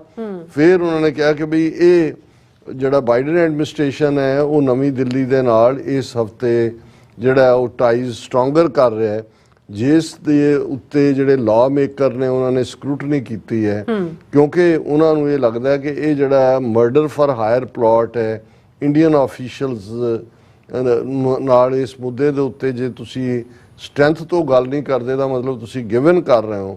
ਔਰ ਉਹਨਾਂ ਨੇ ਕਿਹਾ ਕਿ ਮੰਡੇ ਟਿਊਜ਼ਡੇ ਜੇਕ ਸਲੀਵਾਨ ਤੇ ਦੂਸਰੇ ਆਫੀਸ਼ੀਅਲ ਉਹਨਾਂ ਨੇ ਆਪਣਾ ਮੁਲਾਕਾਤ ਕੀਤੀ। ਪਰ ਇਸੇ ਮੌਕੇ ਦੇ ਉੱਤੇ ਜਦੋਂ ਉਹ ਮੁਲਾਕਾਤ ਕਰ ਰਹੇ ਸੀ, ਨਿਊਯਾਰਕ ਦੇ ਕੋਰਟ ਦੇ ਵਿੱਚ ਅਸੈਸੀਨੇਸ਼ਨ ਪਲਾਟ ਜੋ ਅਮਰੀਕਨ ਸੋਇਲ ਤੇ ਕਰਨਾ ਸੀ, ਉਸ ਦੇ ਜਿਹੜਾ ਕਲਪਰੇਟ ਹੈ ਉਸ ਨੂੰ ਪੇਸ਼ ਕੀਤਾ ਗਿਆ। ਔਰ ਇਹ ਉਹਨਾਂ ਨੇ ਕਿਹਾ ਕਿ ਜੀ US ਪ੍ਰੋਸੀਕਿਊਟਰਸ ਇਹ ਕਹਿੰਦੇ ਨੇ ਕਿ ਇੰਡੀਅਨ ਸਿਕਿਉਰਿਟੀ ਆਫੀਸ਼ੀਅਲਸ ਨੇ ਇਸ ਪਲਾਨ ਨੂੰ ਡਾਇਰੈਕਟ ਕੀਤਾ ਸਿੱਖ ਨੂੰ ਮਾਰਨ ਦੇ ਲਈ। ਸਪੈਕਟ ਜਿਹੜਾ ਉਸ ਨੂੰ ਐਕਸਟ੍ਰਾਡਾਈਟ ਕੀਤਾ ਗਿਆ ਚੈਕ ਰਿਪਬਲਿਕ ਤੋਂ। ਪਰ ਹੁਣ ਇਹ ਜਿਹੜੀ ਇੰਪੋਰਟੈਂਟ ਲਾਈਨ ਹੈ ਇਸ ਤੋਂ ਬਾਅਦ ਉਹਨਾਂ ਨੇ ਕਿਹਾ, so far the Biden administration has not taken steps to punish India despite subsequent reports further implicating the Indian government in the scheme। ਉਹਨੇ ਕਿਹਾ ਵੀ ਇਸ ਸਭ ਦੇ ਬਾਵਜੂਦ ਕਿ ਇੱਥੇ ਵੀ ਜਿਹੜਾ ਉਹਨੂੰ ਪੇਸ਼ ਕੀਤਾ ਹੈ, ਅਜੇ ਤੱਕ ਬਾਈਡਨ ਐਡਮਿਨਿਸਟ੍ਰੇਸ਼ਨ ਨੇ ਭਾਰਤ ਨੂੰ ਸਜ਼ਾ ਯਾਫਤਾ ਕਰਨ ਵਾਲੇ ਕਦਮ ਨਹੀਂ ਚੁੱਕੇ। ਫਿਰ ਇਹ ਜਿਹੜਾ ਪੋਲੀਟਿਕੋ ਕਹਿੰਦਾ ਹੈ, the inaction is likely because Washington has attempted to grow closer to India in the past few years, viewing New Delhi as a crucial counterbalance to China and Russia। experts ਉਹਦਾ ਕੀ ਕਾਰਨ ਇਹ ਹੈ ਵੀ ਇੰਨੇ ਸਾਲਾਂ ਤੋਂ ਅਮਰੀਕਾ ਨੇ India 'ਚ invest ਕੀਤਾ ਹੈ ਕਿ ਉਹਨੂੰ as a counter balance China ਔਰ ਰਸ਼ੀਆ ਦੇ ਅਗੇਂਸਟ ਹੋਏ। ਸੋ ਉਹਨਾਂ ਨੂੰ ਇਹ ਲੱਗਦਾ ਵੀ ਉਹਨਾਂ ਦੀ ਸਾਰੀ ਇਨਵੈਸਟਮੈਂਟ ਵੇਸਟ ਹੋ ਜਾਏਗੀ। ਔਰ ਉਹਨਾਂ ਨੇ ਕਿਹਾ ਵੀ ਇੱਕ ਪਾਸੇ strategic ਇੰਪੈਰੇਟਿਵਸ loom large given a strong shared interest in countering China, so the administration will proceed cautiously, said Michael Kugelman, director of South Asia Institute at Wilson Center। I don't anticipate any punishment or even consideration of punishment for now। ਹੁਣ ਇਹ ਜਿਹੜਾ expert ਹੈ Michael ਕਗਲਮੈਨ south Asia institute, ਇਹ ਕਹਿ ਰਿਹਾ ਕਿ ਇਹ strategic interest ਹੈ ਅਮਰੀਕਾ ਦਾ ਚਾਈਨਾ ਔਰ ਰਸ਼ੀਆ ਦੇ ਖਿਲਾਫ, ਨਾ ਹੀ ਕੋਈ ਪਨਿਸ਼ਮੈਂਟ ਹੋਣੀ ਹੈ ਇੰਡੀਆ ਨੂੰ, ਔਰ ਈਵਨ ਇਸ ਬਾਰੇ ਵਿਚਾਰ ਵੀ ਨਹੀਂ ਕੀਤੀ ਜਾਣੀ ਕਿ ਇੰਡੀਆ ਨੂੰ ਪਨਿਸ਼ ਕੀਤਾ ਜਾਏ। ਬਿਲਕੁਲ। The US won't be making defense agreements with India if it were considering significant options related to the assassination attempt, said Rick Rosso, chair in the US-India Policy Studies at the Center for Strategic and International Studies। ਹੁਣ ਦੂਜੇ expert ਨੂੰ ਕੋਟ ਕੀਤਾ, ਉਹਨੇ ਕਿਹਾ ਵੀ ਜੇ America ਨੇ India ਨੂੰ punish ਕਰਨਾ ਹੁੰਦਾ ਤੇ ਫਿਰ ਉਹ ਉਹਨਾਂ ਦੇ ਨਾਲ ਹਥਿਆਰਾਂ ਦੇ ਸਮਝੌਤੇ ਡਿਸਕਸ ਕਰ ਰਿਹਾ ਹੁੰਦਾ। ਇਹਦਾ ਮਤਲਬ ਇਹ ਹੈ ਕਿ ਉਹ ਪਨਿਸ਼ ਨਹੀਂ ਕਰਨਾ ਚਾਹੁੰਦੇ। ਪਰ ਨਾਲ ਦੀ ਨਾਲ ਉਹਨਾਂ ਨੇ ਕਿਹਾ ਵੀ ਜੇ ਕੱਲ ਨੂੰ ਇਹ ਪਾਲਿਸੀ ਚੇਂਜ ਕਰਨੀ ਪਈ ਬਾਈਡਨ ਐਡਮਿਨਿਸਟ੍ਰੇਸ਼ਨ ਨੂੰ ਤੇ ਉਹਦਾ ਵੀ ਰਸਤਾ ਹੈਗਾ। there is an obscure law the Biden administration could invoke that would uphold military consequences for India and other countries that conduct nefarious plots on American soil। ਉਹਨਾਂ ਨੇ ਕਿਹਾ ਕਿ ਵੀ ਇਹ ਸੈਕਸ਼ਨ 6 ਹੈ ਆਰਮਸ ਐਕਸਪੋਰਟ ਕੰਟਰੋਲ ਐਕਟ ਦਾ, ਜਿਹਨੂੰ ਕਦੇ apply ਨਹੀਂ ਕੀਤਾ ਗਿਆ, ਕਿਤਾਬਾਂ 'ਚ ਪਿਆ, ਪਰ ਇਹਨੂੰ ਜੇ ਕਦੇ ਬਾਈਡਨ ਐਡਮਿਨਿਸਟ੍ਰੇਸ਼ਨ ਨੇ ਚਾਹਿਆ ਕਿ ਇੰਡੀਆ ਨੂੰ ਅਸੀਂ ਸਟਰੋਂਗ ਵਾਰਨਿੰਗ ਦੇਣੀ ਹੈ without ਡੈਮੇਜਿੰਗ ties, then he could use section 6 of Arms Export Control Act that prohibits US arms sale to countries determined to be engaged in a consistent pattern of acts of intimidation or harassment directed against individuals in the United States. ਇਹ obscure law ਹੈ। ਫਿਰ ਇਹਦੇ 'ਚ ਉਹਨਾਂ ਨੇ ਕਿਹਾ ਕਿ ਜਿਹੜੀ ਉਹਨਾਂ ਨੇ ਇਹਦੇ 'ਚ ਵਰਡ ਹੈ ਕਿ ਵੀ ਜਿਹੜਾ ਕੰਸਿਸਟੈਂਟ ਪੈਟਰਨ ਹੈ, ਉਹਨੇ ਕਿਹਾ ਵੀ ਇਹ ਤਾਂ ਇੱਕੋ ਘਟਨਾ ਹੋਈ, ਉਹ ਵੀ ਫਾਈਲ ਹੋਇਆ। ਸੋ ਜੇ ਹੋਰ ਕੋਈ ਇੰਡੀਆ ਕਰੇਗਾ ਅਮਰੀਕਾ ਦੇ ਵਿੱਚ, ਫਿਰ ਇਹ ਲਾਅ ਨੂੰ ਜਿਹੜਾ ਹੈ ਉਹ ਲਾਗੂ ਕੀਤਾ ਜਾ ਸਕਦਾ ਹੈ। ਪਰ ਕਿਉਂਕਿ ਇਸ ਤੋਂ ਪਹਿਲਾਂ ਕਦੇ ਲਾਗੂ ਹੀ ਨਹੀਂ, there is little precedent around implementing the law even though it has been on the books for decades, ਕਿ ਦਹਾਕਿਆਂ ਤੋਂ ਇਹ ਲਾਅ ਬਣਿਆ। ਕਿਸੇ ਤੇ ਇਹ ਗੱਲ ਜੌਨ ਚੈਪਲ ਕਹਿ ਰਹੇ ਨੇ, ਜਿਹੜੇ ਐਡਵਾਈਜ਼ਰ ਨੇ and legal policy issue centre for civil conflict, ਫਿਰ ਉਹਨਾਂ ਨੇ ਕਿਹਾ ਵੀ ਇਹ ਕਦੇ ਅਪਲਾਈ ਨਹੀਂ ਹੋਇਆ। The scenario that could be most damaging for the relationship including impacts on arms sale is if India tries another extrajudicial killing on US soil। ਕੋਗਲਮੈਨ ਉਹਨਾਂ ਨੇ ਕਿਹਾ ਜੀ ਜੇ ਉਹਨੇ ਇੰਡੀਆ ਨੇ ਕੋਈ ਦੁਬਾਰਾ ਐਕਟ ਕੀਤਾ ਫਿਰ ਜਿਹੜੇ ਨੇ ਇਹ ਇਸ ਦਾ ਕੋਈ ਕਨਸੀਕੁਐਂਸ ਹੋ ਸਕਦਾ ਹੈ। ਪਰ ਨਾਲ ਦੀ ਨਾਲ ਉਹਨਾਂ ਨੇ ਕਿਹਾ ਕਿ ਲਾ ਮੇਕਰਸ ਔਰ ਦੂਸਰੇ ਵਾਈਟ ਹਾਊਸ ਤੇ ਦਬਾਅ ਵੀ ਬਣਾ ਰਹੇ ਨੇ, ਔਰ ਇਸ ਦਾ ਉਹਨਾਂ ਨੇ ਫਿਰ ਜਿਹੜੇ 5 ਸੈਨੇਟਰਸ ਨੇ ਲੈਟਰ ਲਿਖਿਆ ਉਸ ਦਾ ਜ਼ਿਕਰ ਵੀ ਕੀਤਾ। ਪਰ ਉਹਨਾਂ ਨੇ ਕਿਹਾ ਕਿ ਵੀ ਇਹ ਸਾਨੂੰ ਨਹੀਂ ਲੱਗਦਾ ਕਿ ਵੀ ਇਸ ਦੇ ਉੱਤੇ ਕੋਈ ਐਕਸ਼ਨ ਹੋਏ। ਫਿਰ ਉਹਨਾਂ ਨੇ ਕਿਹਾ ਜੀ ਕਿ ਭਾਵੇਂ ਇੰਡੀਆ ਨੂੰ ਟਾਈਟ ਕਰਨਾ ਜ਼ਰੂਰੀ ਹੈ, ਜਿਵੇਂ ਵੈਨ ਹਾਲਨ ਨੇ ਸੈਨੇਟਰ ਨੇ ਕਿਹਾ, ਪਰ ਇਹਦਾ ਮਤਲਬ ਇਹ ਨਹੀਂ ਹੈ ਕਿ ਵੀ ਵਾਈਟ ਹਾਊਸ ਉਹੀ ਕਰੇਗਾ ਜੋ ਉਹਨਾਂ ਨੂੰ ਕਿਹਾ ਜਾ ਰਿਹਾ। ਸੋ ਕੁੱਲ ਮਿਲਾ ਕੇ ਅਸੀਂ ਸਮਝਦੇ ਹਾਂ ਵੀ ਇਹ ਦੂਸਰੀ ਸਾਈਡ ਆਫ ਦਾ ਸਟੋਰੀ ਹੈ ਕਿ ਇੱਕ ਪਾਸੇ ਲਾ ਐਨਫੋਰਸਮੈਂਟ ਏਜੰਸੀਜ਼ ਆਪਣਾ ਕੰਮ ਕਰ ਰਹੀਆਂ ਅਮਰੀਕਾ 'ਚ, ਜਿਹਦਾ ਨਤੀਜਾ ਹੈ ਕਿ ਨਿਖਿਲ ਗੁਪਤਾ ਨਿਊਯਾਰਕ 'ਚ ਲਿਆਂਦਾ ਗਿਆ ਜੀ, ਚੱਕ ਕੇ ਲਿਆਂਦਾ ਗਿਆ। ਪਰ ਦੂਸਰੇ ਪਾਸੇ ਬਾਈਡਨ ਐਡਮਿਨਿਸਟ੍ਰੇਸ਼ਨ ਹੁਣ ਤੱਕ ਵੀ ਕੋਈ ਪਨਿਸ਼ ਕਰਨ ਦੇ ਮੂਡ 'ਚ ਨਹੀਂ ਲੱਗਦਾ ਇੰਡੀਆ ਨੂੰ। ਇਹੀ ਕਾਰਨ ਹੈ ਕਿ ਜਿਹੜੇ ਇਹਨਾਂ ਦੇ ਹਥਿਆਰਾਂ ਦੇ ਸਮਝੌਤੇ ਨੇ, ਨੈਗੋਸ਼ੀਏਸ਼ਨ ਜਿਹੜੇ ਉਹ ਬਰਾਬਰ ਜਾਰੀ ਨੇ। ਸੋ ਅਸੀਂ ਆਪਣੇ ਕੋਲੋਂ ਕੁਝ ਨਹੀਂ ਕਿਹਾ, ਸਾਨੂੰ ਨਾ ਕਿਹੋ ਕਿ ਜੀ ਤੁਸੀਂ ਫਿਰ ਅਮਰੀਕਾ 'ਚ ਰਹਿ ਕੇ ਉਹਨਾਂ ਦਾ ਖਾ ਕੇ ਫਿਰ ਉਹਨਾਂ ਦੇ ਖਿਲਾਫ ਬੋਲਦੇ ਹੋ। ਅਸੀਂ ਜਿਹੜੀ ਹੈ ਪੋਜੀਸ਼ਨ ਦਿੱਤੀ ਹੈ ਕਿ ਇਹ ਕੈਪੀਟਲ ਹਿੱਲ ਦੇ ਵਿੱਚ ਜਿਹੜੀ ਚਰਚਾ ਹੁੰਦੀ ਹੈ, ਜਿਹਨੂੰ ਇਹ ਜਿਹੜੀਆਂ ਦਾ ਡਿਪਲੋਮੈਟ ਹੈ ਜਾਂ ਦਾ ਹਿੱਲ ਹੈ ਜਾਂ ਪੋਲੀਟਿਕੋ ਹੈ, ਇਹ ਰਿਫਲੈਕਟ ਕਰਦੇ ਨੇ। ਇਹ ਰਿਫਲੈਕਟ ਹੋ ਰਿਹਾ ਕਿ ਵਿਦਨ ਸਿਸਟਮ ਉੱਥੇ ਕੀ ਚੱਲ ਰਿਹਾ। ਜੀ ਡਾਕਟਰ ਸਾਹਿਬ ਬਹੁਤ ਬਹੁਤ ਧੰਨਵਾਦ। ਸੋ ਲੈਣ ਬ੍ਰੇਕ ਵਿਊਅਰਸ, ਤੁਸੀਂ ਇਸੇ ਤਰ੍ਹਾਂ ਜੁੜੇ ਰਹਿਣਾ। ਮਿਲਦੇ ਹਾਂ after this short break.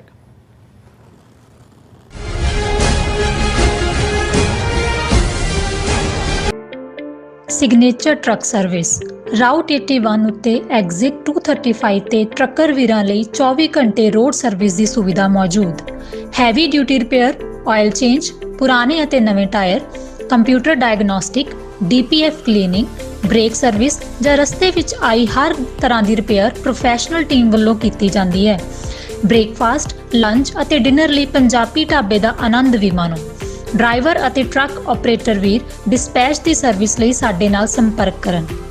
Signature truck service 58 triangle drive, Weyers Cave, Virginia 24।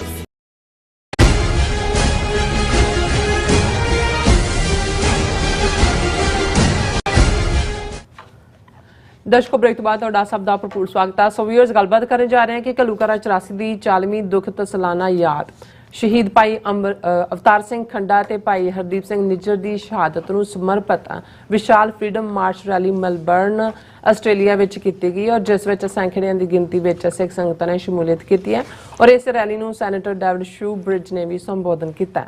ਸੋ ਇਸ ਬਾਰੇ ਆਪਾਂ ਗੱਲਬਾਤ ਕਰਨ ਜਾ ਰਹੇ ਹਾਂ। ਸੋ ਅਸੀਂ ਚਾਹਾਂਗੇ ਕਿ ਤੁਸੀਂ ਇਸੇ ਤਰ੍ਹਾਂ ਬੜੇ ਰਹਿਣਾ, ਦੇਖਣ ਸੁਣਨ ਜਾਂ ਲਿਖਣ ਲਈ ਤੁਹਾਡਾ ਬਹੁਤ ਬਹੁਤ ਧੰਨਵਾਦ। ਜੀ ਡਾਕਟਰ ਸਾਹਿਬ, ਕੀ ਕਹਿਣਾ ਚਾਹੋਗੇ?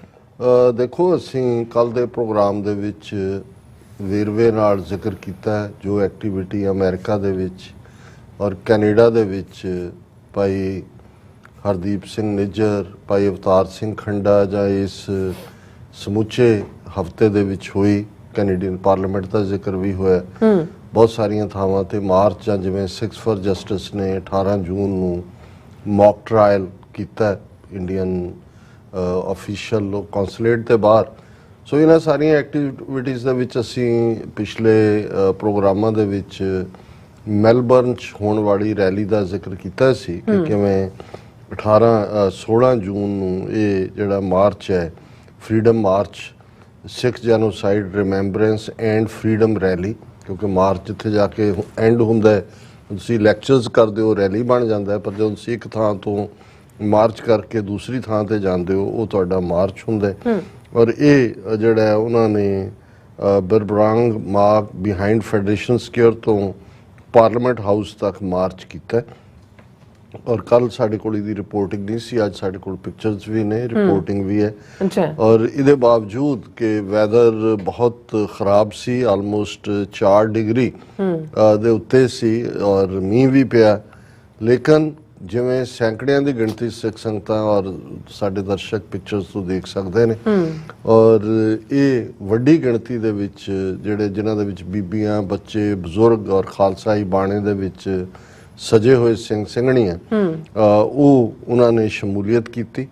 ਔਰ 2 ਵਜੇ ਤੋਂ 4 ਵਜੇ ਤੱਕ ਇਹ ਸਾਰਾ ਪਾਠ ਚੱਲਿਆ ਔਰ ਇਸ ਦੇ ਵਿੱਚ ਜਿਹੜੀਆਂ ਅੱਡ-ਅੱਡ ਥਾਵਾਂ ਤੋਂ ਸਿੱਖ ਨੁਮਾਇੰਦੇ ਵੀ ਸ਼ਾਮਲ ਹੋਏ। ਬੇਸ਼ੱਕ ਮੈਜੋਰਟੀ ਸੰਗਤ ਮੈਲਬਰਨ ਜਾਂ ਉਹਦੀ ਸਰਾਊਂਡਿੰਗ ਦੀ ਸੀ, ਲੇਕਿਨ ਬ੍ਰਿਸਬੇਨ, ਐਡੀਲੇਡ, ਸਿਡਨੀ ਔਰ ਪਰਥ ਤੋਂ ਵੀ ਸਿੱਖ ਨੁਮਾਇੰਦਿਆਂ ਨੇ ਜੁਆਇਨ ਕੀਤਾ ਔਰ ਉਹਨਾਂ ਨੇ ਐਡਰੈਸ ਵੀ ਕੀਤਾ।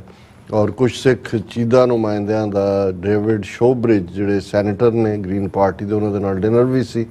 ਲੇਕਿਨ ਸਭ ਤੋਂ ਵੱਡੀ ਗੱਲ ਕਿ ਵੀ ਈਵਨ ਇਸ ਰੈਲੀ ਨੂੰ ਸੈਨੇਟਰ ਡੇਵਿਡ ਸ਼ੋਬਰਿਜ ਨੇ ਵੀ ਜਿਹੜਾ ਐਡਰੈਸ ਕੀਤਾ। ਔਰ ਇਹਦੇ 'ਚ ਇੱਕ ਪਿਕਚਰ ਜਿਹੜੀ ਸਾਡੇ ਦਰਸ਼ਕ ਦੇਖ ਰਹੇ ਨੇ ਕਿ ਅਕਾਲ ਤਖਤ ਸਾਹਿਬ ਦਾ ਮਾਡਲ ਹੈ, ਜਿਹੜਾ ਬਹੁਤ ਵੱਡਾ ਮਾਡਲ, ਜਿਹੜਾ 6 ਫੁੱਟ ਬਾਈ 5 ਫੁੱਟ ਹੈ ਤੇ 9 ਫੁੱਟ ਉੱਚਾ ਹੈ।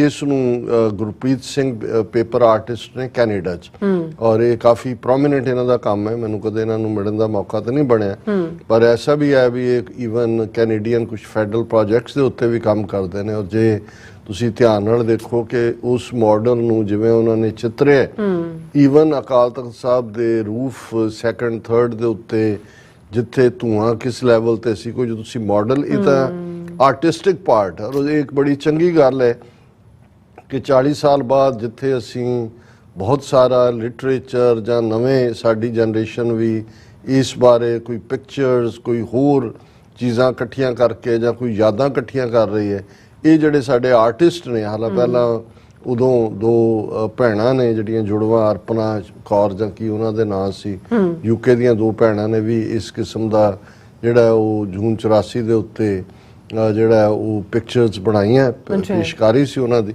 ਸੋ ਇਹ ਮਾਡਲ ਸਪੈਸ਼ਲ ਖਿੱਚ ਦਾ ਕਾਰਨ ਵੀ ਸੀ। ਔਰ ਇਸ ਤੋਂ ਪਹਿਲਾਂ ਵੀ ਇਹ ਅੱਡ-ਅੱਡ ਗੁਰਦੁਆਰਿਆਂ ਦੇ ਵਿੱਚ ਉੱਥੇ ਡਿਸਪਲੇ ਕੀਤਾ ਗਿਆ ਔਰ ਫੁੱਲ ਫਲੈਜਡ ਜਿਹੜਾ ਇਹ ਮਾਰਚ ਔਰ ਇਸ ਦੇ ਵਿੱਚ ਸੰਗਤ ਦੀ ਸੇਵਾ ਵੀ, ਜਿਹਦੇ ਚ ਕਿ ਯੂਨਾਈਟਿਡ ਸਿੱਖਸ ਵੱਲੋਂ, ਖਾਲਸਾ ਏਡ ਵੱਲੋਂ ਪੂਰੇ ਫਲੋਟ ਲਾਏ ਗਏ ਸੀ ਔਰ ਉਹ ਸਾਰਾ ਪਾਰਟ ਸੀ। ਔਰ ਜਿਹੜਾ ਡੇਵਿਡ ਸ਼ੋਬਰਿਜ ਨੇ ਕਿਹਾ, ਕਿਉਂਕਿ ਇਹ ਪੋਲੀਟੀਸ਼ੀਅਨਸ ਜਦੋਂ ਇਸ ਲੈਵਲ ਦੇ ਗੱਲ ਕਰਦੇ ਨੇ, ਉਹਨਾਂ ਨੇ ਆਪਣੀ ਰਿਸਰਚ ਵੀ ਕੀਤੀ ਹੁੰਦੀ ਹੈ। ਔਰ ਡੇਵਿਡ ਸ਼ੋਬਰਿਜ ਫਾਰਮਰ ਮੂਵਮੈਂਟ ਦੇ ਵੇਲੇ ਵੀ, ਟ੍ਰਾਂਸਨੈਸ਼ਨਲ ਰਿਪਰੈਸ਼ਨ ਵੇਲੇ ਵੀ, ਭਾਈ ਅੰਮ੍ਰਿਤਪਾਲ ਸਿੰਘ ਹੋਰਾਂ ਦੀ ਗ੍ਰਿਫਤਾਰੀ ਵੇਲੇ ਵੀ ਇਹਨਾਂ ਮੁੱਦਿਆਂ ਤੇ ਵੀ ਬੜੀ ਵੱਡੀ ਆਵਾਜ਼ ਸਿੱਖਾਂ ਦੀ ਬਣ ਕੇ ਨੇ। ਹਾਲਾਂਕਿ ਗ੍ਰੀਨ ਪਾਰਟੀ ਦੀਆਂ ਥੋੜੀਆਂ ਸੀਟਾਂ ਹੀ ਹੁੰਦੀਆਂ ਨੇ ਗਿਣਤੀ ਦੀਆਂ, ਔਰ ਇਹ ਐਨਵਾਇਰਨਮੈਂਟਲ ਅਵੇਅਰਨੈਸ ਵਾਲੀ ਪਾਰਟੀ ਹੈ। ਔਰ ਉਹਦੇ 'ਚ ਉਹਨਾਂ ਦਾ ਜਿਹੜਾ ਮੇਨ ਥੀਮ ਸੀ, ਉਹਦੇ 'ਚ ਉਹਨਾਂ ਨੇ ਕਿਹਾ ਵੀ today we commemorate the 40th anniversary of Indian Army's brutal attack on Golden Temple and scores of gurdwaras throughout Punjab।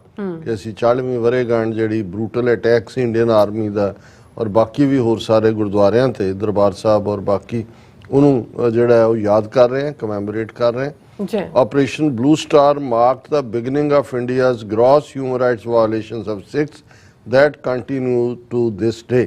ਕਿ ਇਹ ਸ਼ੁਰੂਆਤ ਸੀ। ਅਸੀਂ ਜਦੋਂ ਕਹਿੰਦੇ ਹਾਂ ਕਿ ਟੋਟਲ ਵਾਰ ਵਿੱਢੀ ਔਰ ਇਹ ਜਾਰੀ ਹੈ 40 ਸਾਲ ਬਾਅਦ ਵੀ, ਇਹੀ ਗੱਲ ਉਹ ਕਹਿ ਰਹੇ ਨੇ।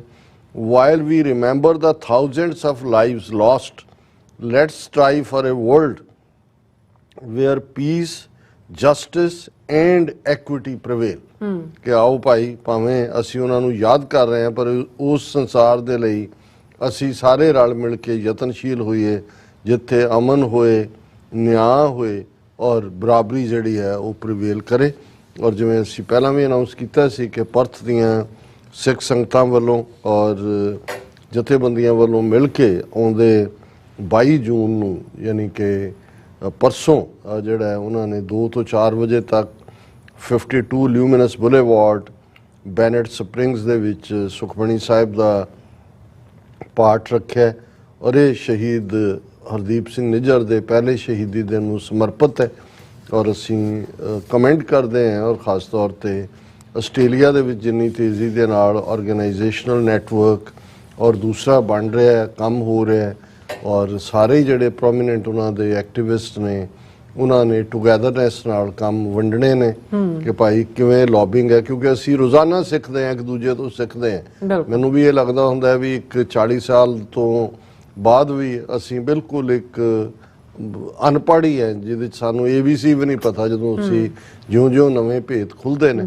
ਔਰ ਮੈਂ ਇਹ ਸੈਗਮੈਂਟ ਨੂੰ ਕਨਕਲੂਡ ਕਰਨ ਤੋਂ ਪਹਿਲਾਂ ਕਿਉਂਕਿ ਹਰਦੀਪ ਸਿੰਘ ਨਿੱਜਰ ਦੀ ਯਾਦ ਨੂੰ ਹੀ ਸਮਰਪਿਤ ਸਾਰੇ ਪਾਸੇ ਸਮਾਗਮ ਨੇ ਔਰ ਇਹ ਦੇਸ਼ ਪੰਜਾਬ ਪਬਲੀਕੇਸ਼ਨ ਦੇ ਵਿੱਚ ਇੱਕ ਨਜ਼ਮ ਇਹਦਾ ਰਾਈਟਰ ਪਤਾ ਨਹੀਂ ਕੌਣ ਹੈ ਪਰ ਇਹ ਸ਼ਹੀਦ ਹਰਦੀਪ ਸਿੰਘ ਦੀ ਸ਼ਹਾਦਤ ਨੂੰ ਪ੍ਰਣਾਮ ਦੇ ਥੱਲੇ ਛਪੀ ਹੈ। ਗੱਲ ਸ਼ਹੀਦ ਹਰਦੀਪ ਸਿੰਘ ਦੀ ਸ਼ਹਾਦਤ ਨੂੰ ਪ੍ਰਣਾਮ। ਖਾਲਸਾ ਪੰਥ ਦੇ ਇੱਕ ਮੁਰੀਦ ਦੀ ਗੱਲ ਕਰਦੇ ਹਾਂ ਹਰਦੀਪ ਸਿੰਘ ਸ਼ਹੀਦ ਦੀ, ਨੌਜਵਾਨਾਂ ਦੀ ਜਿੰਦ ਜਾਨ ਸੀ ਉਹ, ਖਾਲਸਾ ਪੰਥ ਦੀ ਆਨ ਤੇ ਸ਼ਾਨ ਸੀ ਉਹ, ਬਾਤ ਸ਼ਹੀਦਾਂ ਦੀ ਪਾਉਂਦਾ ਚਲੇ ਗਿਆ, ਸੁੱਤੀ ਕੌਮ ਨੂੰ ਜਗਾਉਂਦਾ ਚਲੇ ਗਿਆ, ਖਾਲਿਸਤਾਨ ਦੀ ਮੰਜ਼ਲ ਦਾ ਪਾਰਸ ਸੀ, ਸ਼ਹੀਦ ਮੇਵਾ ਸਿੰਘ ਦਾ ਅਸਲ ਵਾਰਿਸ ਸੀ। ਕੈਨੇਡਾ ਦੀ ਧਰਤੀ ਤੇ ਜਿਹੜੀ ਇੱਕੋ ਇੱਕ ਸ਼ਹੀਦੀ ਹੈ, ਇਸ ਤੋਂ ਪਹਿਲਾਂ ਅਸੀਂ ਕਾਊਂਟ ਸਰਦਾਰ ਮੇਵਾ ਸਿੰਘ ਲੋਪੋਕੇ ਜਿਹੜੇ 1915 ਦੇ ਪੀਰੀਅਡ 'ਚ ਜਦੋਂ ਅਜੇ ਗਦਰ ਮੂਵਮੈਂਟ ਬਣ ਰਹੀ ਸੀ, ਕਿਵੇਂ ਇੱਕ ਐਂਗਲੋ ਇੰਡੀਅਨ ਜਿਹਦੀ ਘਰ ਵਾਲੀ ਹਿੰਦਵਾਣੀ ਸੀ ਹੌਪਕਿੰਸ, ਉਹ ਜਿਹੜੀ ਹੈ ਉਹ ਮੁਖਬਰੀ ਵੀ ਕਰ ਰਿਹਾ ਸੀ, ਸਿੱਖਾਂ ਨੂੰ ਲੜਾ ਵੀ ਰਿਹਾ ਸੀ। ਵੈਨਕੂਵਰ ਖਾਲਸਾ ਦੀਵਾਨ ਸੁਸਾਇਟੀ 'ਚ ਵਾਇਲੈਂਸ ਵੀ ਕਰਵਾਈ ਆਪਣੇ ਗੁੰਡੇ ਰਾਹੀਂ ਤੇ ਕੋਰਟ ਰੂਮ ਦੇ ਵਿੱਚ ਫਿਰ ਮੇਵਾ ਸਿੰਘ ਲੋਪੋਕੇ ਨੇ ਉਸ ਨੂੰ ਸੋਧਿਆ ਸੀ ਔਰ ਉਹ ਜਦੋਂ ਫਾਂਸੀ ਦੇ ਤਖਤੇ ਵੱਲ ਵੀ ਜਾ ਰਹੇ ਸੀ, ਜਦੋਂ ਜੇਲ੍ਹ ਦੇ ਵਿੱਚ ਵੀ ਉਹਨਾਂ ਦੀ ਸਟੇਟਮੈਂਟ ਸੀ ਕਿ ਭਈ ਇਹ ਪੰਥ ਦੁਖੀ, ਇਹ ਸਾਡੇ ਹੱਕਾਂ ਦੇ ਉੱਤੇ ਛਾਪਾ ਮਾਰਿਆ। ਸੋ ਮੇਵਾ ਸਿੰਘ ਲੋਪੋਕੇ ਤੋਂ ਬਾਅਦ ਜਿਹੜਾ ਉਹ ਉਸ ਧਰਤ ਉਹ ਵੈਨਕੂਵਰ ਦੇ ਵਿੱਚ ਉਹਨਾਂ ਦੀ ਸ਼ਹਾਦਤ ਹੋਈ, ਇਹਨਾਂ ਦੀ ਸਰੀ 'ਚ ਹੋਈ। ਸੋ ਉਹਨਾਂ ਦੇ ਨਾਲ ਕੰਪੇਅਰ ਕੀਤਾ ਹੈ। ਖਾਲਿਸਤਾਨ ਦੀ ਮੰਜ਼ਲ ਦਾ ਪਾਰਸ ਸੀ, ਸ਼ਹੀਦ ਮੇਵਾ ਸਿੰਘ ਦਾ ਅਸਲ ਵਾਰਿਸ ਸੀ, ਉਹਦਾ ਡੁੱਲਿਆ ਖੂਨ ਕੌਮ ਨੂੰ ਝੰਜੋੜ ਗਿਆ, ਸੰਘਰਸ਼ ਦੀ ਲੰਮੀ ਖੜੋਤ ਨੂੰ ਤੋੜ ਗਿਆ, ਉਹਦੇ ਰੋਮ ਰੋਮ ਵਿੱਚ ਖਾਲਸਾ ਰਾਜ ਸੀ, ਦਸ਼ਮੇਸ਼ ਦਾ ਕੋਈ ਉੜਦਾ ਹੋਇਆ ਬਾਜ ਸੀ, ਬੋਲਾਂ ਵਿੱਚ ਰੜਕ ਮੌਤ ਤੋਂ ਬੇਪਰਵਾਹ ਸੀ, ਪੰਥ ਵਸੇ ਮੈਂ ਉਜੜਾ ਮਨ ਵਿੱਚ ਇਹ ਚਾਉ ਸੀ, ਸੂਰਮੇ ਦੀ ਸ਼ਹਾਦਤ ਕੌਮ ਦੀ ਇਬਾਦਤ ਹੋ ਗਈ। ਇਹ ਬੜੀ ਖੂਬਸੂਰਤ ਲਾਈਨ ਹੈ। ਸੂਰਮੇ ਦੀ ਸ਼ਹਾਦਤ ਕੌਮ ਦੀ ਇਬਾਦਤ ਹੋ ਗਈ, ਉਸ ਦੇ ਲਹੂ ਦੀ ਸੁਨਾਮੀ ਕੌਮ ਦੇ ਧੋਣੇ ਤੋਂ ਗਈ। ਹੁਣ ਸੁਨਾਮੀ ਜਦੋਂ ਹੜ੍ਹ ਆਉਂਦਾ ਹੈ ਉਹਨਾਂ ਨੇ ਕਿਹਾ ਵੀ ਸੂਰਮੇ ਦੀ ਸ਼ਹਾਦਤ ਕੌਮ ਦੀ ਇਬਾਦਤ ਹੋ ਗਈ, ਉਹਦੇ ਲਹੂ ਦੀ ਸੁਨਾਮੀ ਕੌਮ ਦੇ ਧੋਣੇ ਤੋਂ ਗਈ, ਕੁਰਬਾਨੀ ਮੰਗਦਾ ਮੰਗਦਾ ਕੁਰਬਾਨ ਹੋ ਗਿਆ, ਗੁਰੂ ਘਰ ਦਾ ਸੇਵਕ ਗੁਰੂ ਦਰ ਤੇ ਹੀ ਪ੍ਰਵਾਨ ਹੋ ਗਿਆ। So nice, so beautiful. So doctor ਸਾਹਿਬ ਇੱਥੇ ਲੈਣੇ ਬ੍ਰੇਕ ਵਿਊਅਰਸ, ਤੁਸੀਂ ਇਸੇ ਤਰ੍ਹਾਂ ਬਣੇ ਰਹਿਣਾ। ਮਿਲਦੇ ਹਾਂ after this short break.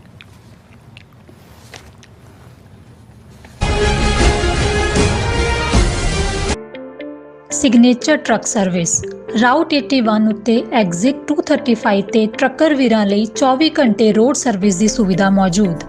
Heavy duty repair, oil change, ਪੁਰਾਣੇ ਅਤੇ ਨਵੇਂ tyre, computer diagnostic, DPF cleaning, brake service ਜਾਂ ਰਸਤੇ ਵਿੱਚ ਆਈ ਹਰ ਤਰ੍ਹਾਂ ਦੀ ਰਿਪੇਅਰ ਪ੍ਰੋਫੈਸ਼ਨਲ ਟੀਮ ਵੱਲੋਂ ਕੀਤੀ ਜਾਂਦੀ ਹੈ। ਬ੍ਰੇਕਫਾਸਟ, ਲੰਚ ਅਤੇ ਡਿਨਰ ਲਈ ਪੰਜਾਬੀ ਢਾਬੇ ਦਾ ਆਨੰਦ ਵੀ ਮਾਣੋ। ਡਰਾਈਵਰ ਅਤੇ ਟਰੱਕ ਆਪਰੇਟਰ ਵੀਰ ਡਿਸਪੈਚ ਦੀ ਸਰਵਿਸ ਲਈ ਸਾਡੇ ਨਾਲ ਸੰਪਰਕ ਕਰਨ।